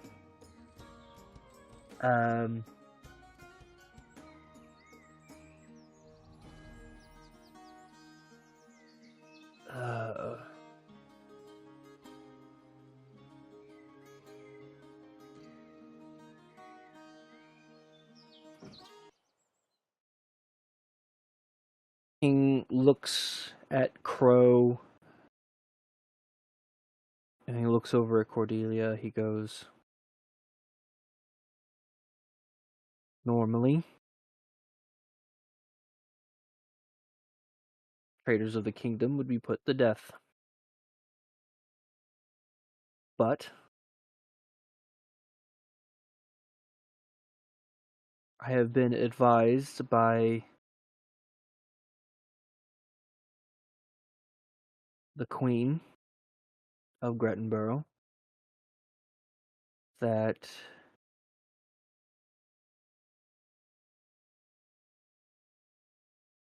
Cordelia's potential could help the kingdom grow.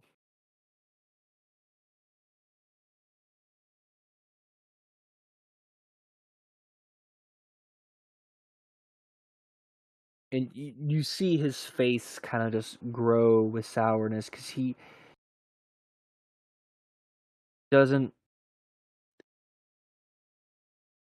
think, like, you can tell on his face that he doesn't like what he's about to say.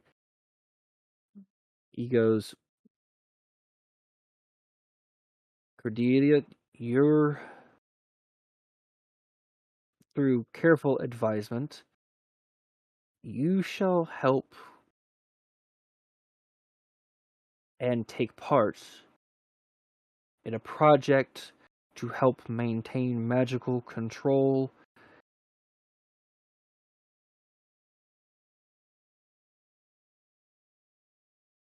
of one's abilities.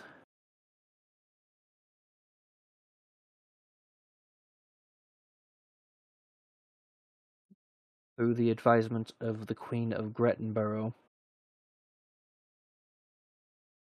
He sighs and he looks over at Crow. He goes, "As for you,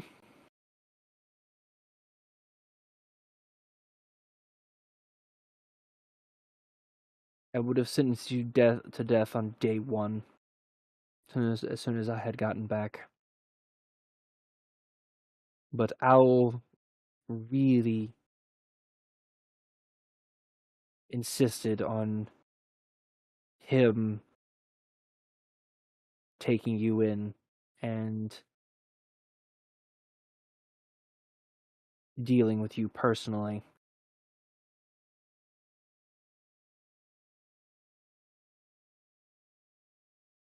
And I think I will let him do just that."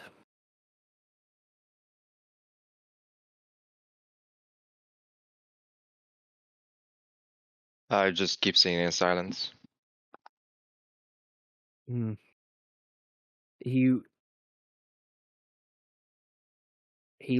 turns around, he looks at the other four of you, and Ruby and Tia as well, and he goes, "Do you guys have any objections with the decision that was made here? Given that these two have caused you four specifically the most anguish."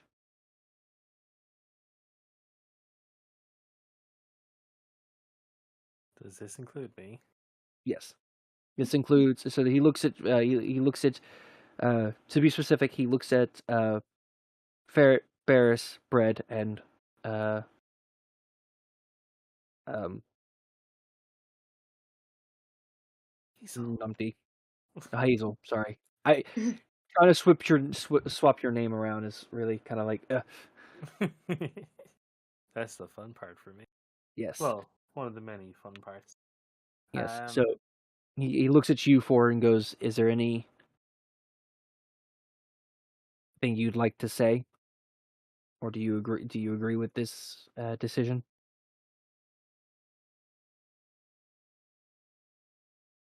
If I may speak from experience, forgiveness is one of the most powerful first steps towards redemption. And should that redemption be met,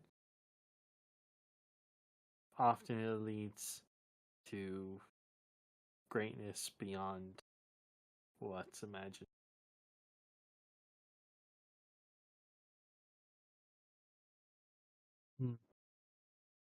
Boogers! Fuck! Oh my god. Sorry. And the rest of you? So Owl really believes he can do something with this guy? He was very insistent.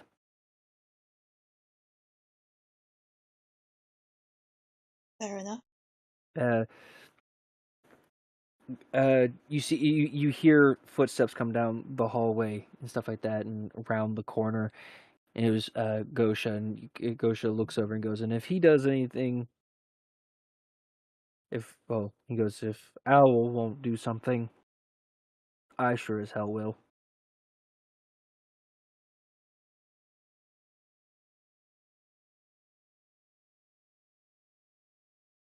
Um, the king then looks over to Barris and Bread, and for your input. I agree with Hazel. I think I mean Crow. He did help sometimes, and I think a lot of people were seduced by Cordelia and her plan. I mean, not the rest of us, obviously, but I think other people were affected too. Technically, it was the demon. I think forgiving him is a foolish decision, but I don't care enough to opposite. We're better than Azil. Very Yeah. well. I wasn't naive enough to take his deal when he offered it. We're better people. Fair enough.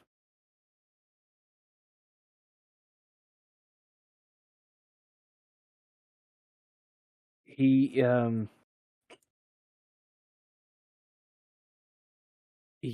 looks at Crow and Cordelia. He goes, "I'll have the guards come pick you up to take you to your respective places to start your tasks / punishments, however you want to describe them."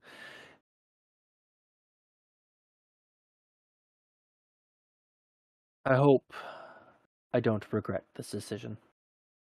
As he then leaves and goes back up to the main hall, leaving you all there in the dungeon.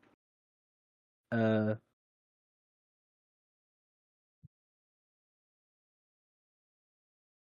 with that,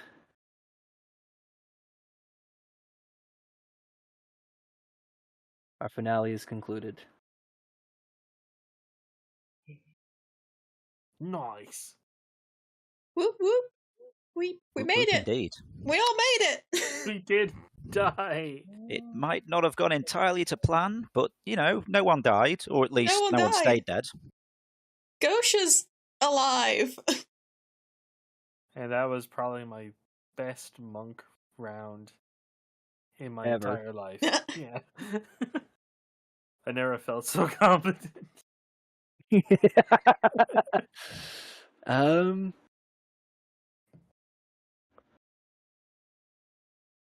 Thank you, Goatman, for your wonderful storytelling.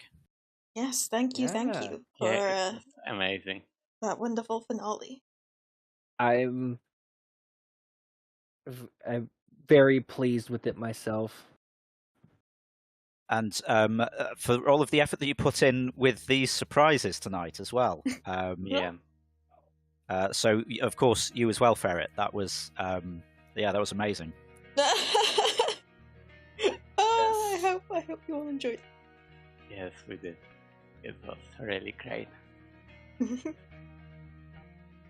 Yes.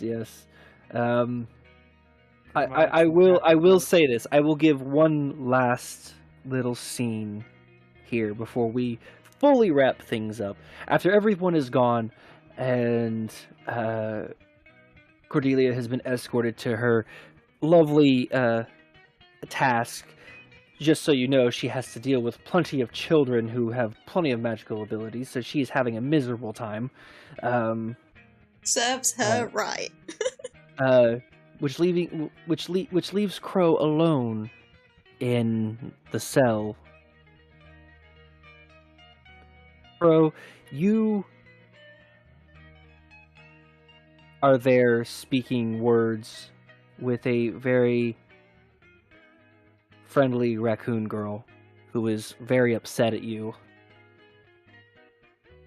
for betraying everyone.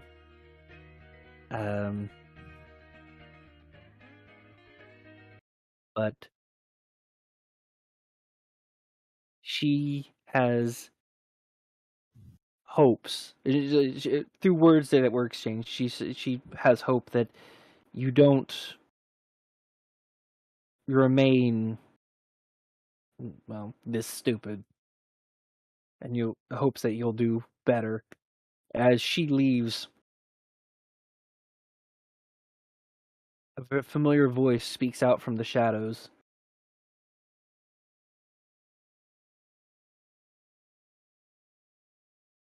He goes, and you hear this voice, very familiar, goes,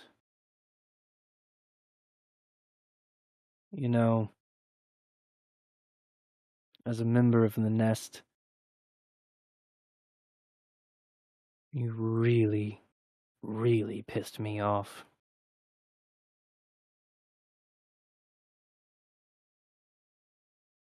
I really hope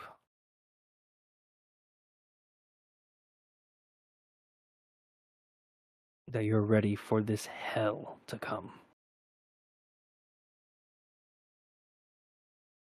And without even saying a word, you don't even, and knowing it, this voice, this person is gone. And you don't hear anything, and you are left in silence alone.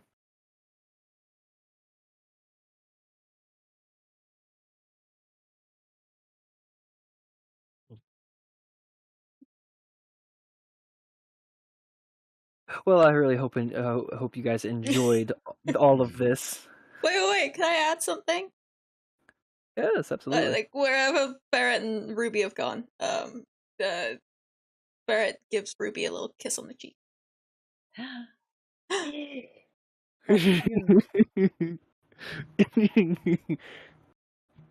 Oh dear, what have you done?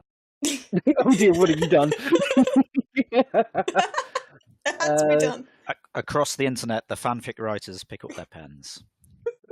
Oh, they've picked up their pens long ago. They've been writing. They just have reason to write. Rule 34 artists intensify. Oh no, Carl, no. Okay. But yes. Who knows? I won't say what happens after that. Who knows? Maybe Ruby reciprocates. I don't know yet. But either way, still, the kingdom has been brought back to a peaceful solution, and with high hopes that things get better from here on out. I personally hope that everyone, players, audience, enjoyed this finale for Chapter 1 of Roll for Chaos. And I hope everyone looks forward to the future for Roll for Chaos. Hell yeah. Oh, yes. Oh yes. It was excellent. Thank you, Goatman. Can we Mhm. have a round of applause for Goatman, please? Clappers. Thank you. Beautiful. And thank you for making this such a wonderful introduction for two newbies as Yeah. well. Yes, that's right. It's not like it was totally stressful at times. Yes, I will be frank, putting you on the spot more times than I can count. For majority of this campaign has been, well, enjoyable for me at the very least, but Wow. it's been very interesting to watch how someone new to D&D handles, well, being the main character, being the focus of the spotlight. So I'd say you did a fantastic job. Brad, you did a fantastic job. Whatnot. So I don't know. It has been a really, really fun time being the dungeon master for this group of people, and I hoped that we can continue to have various campaigns like this. So I believe I should hand it off to Ferret to wrap things up. All right. Well, there we go. I hope everyone has enjoyed that session. We will let you know what is coming in the future, so don't forget to join the Discord for that, to hear first about our D&D plans. But yes, thank you all for watching, and hopefully we will see you all again soon. So have a good evening, everybody, and yeah, that's bye for now. Bye. Say bye. Say bye, guys. Say bye. Bye. Don't you forget about me. Bye. Bye bye.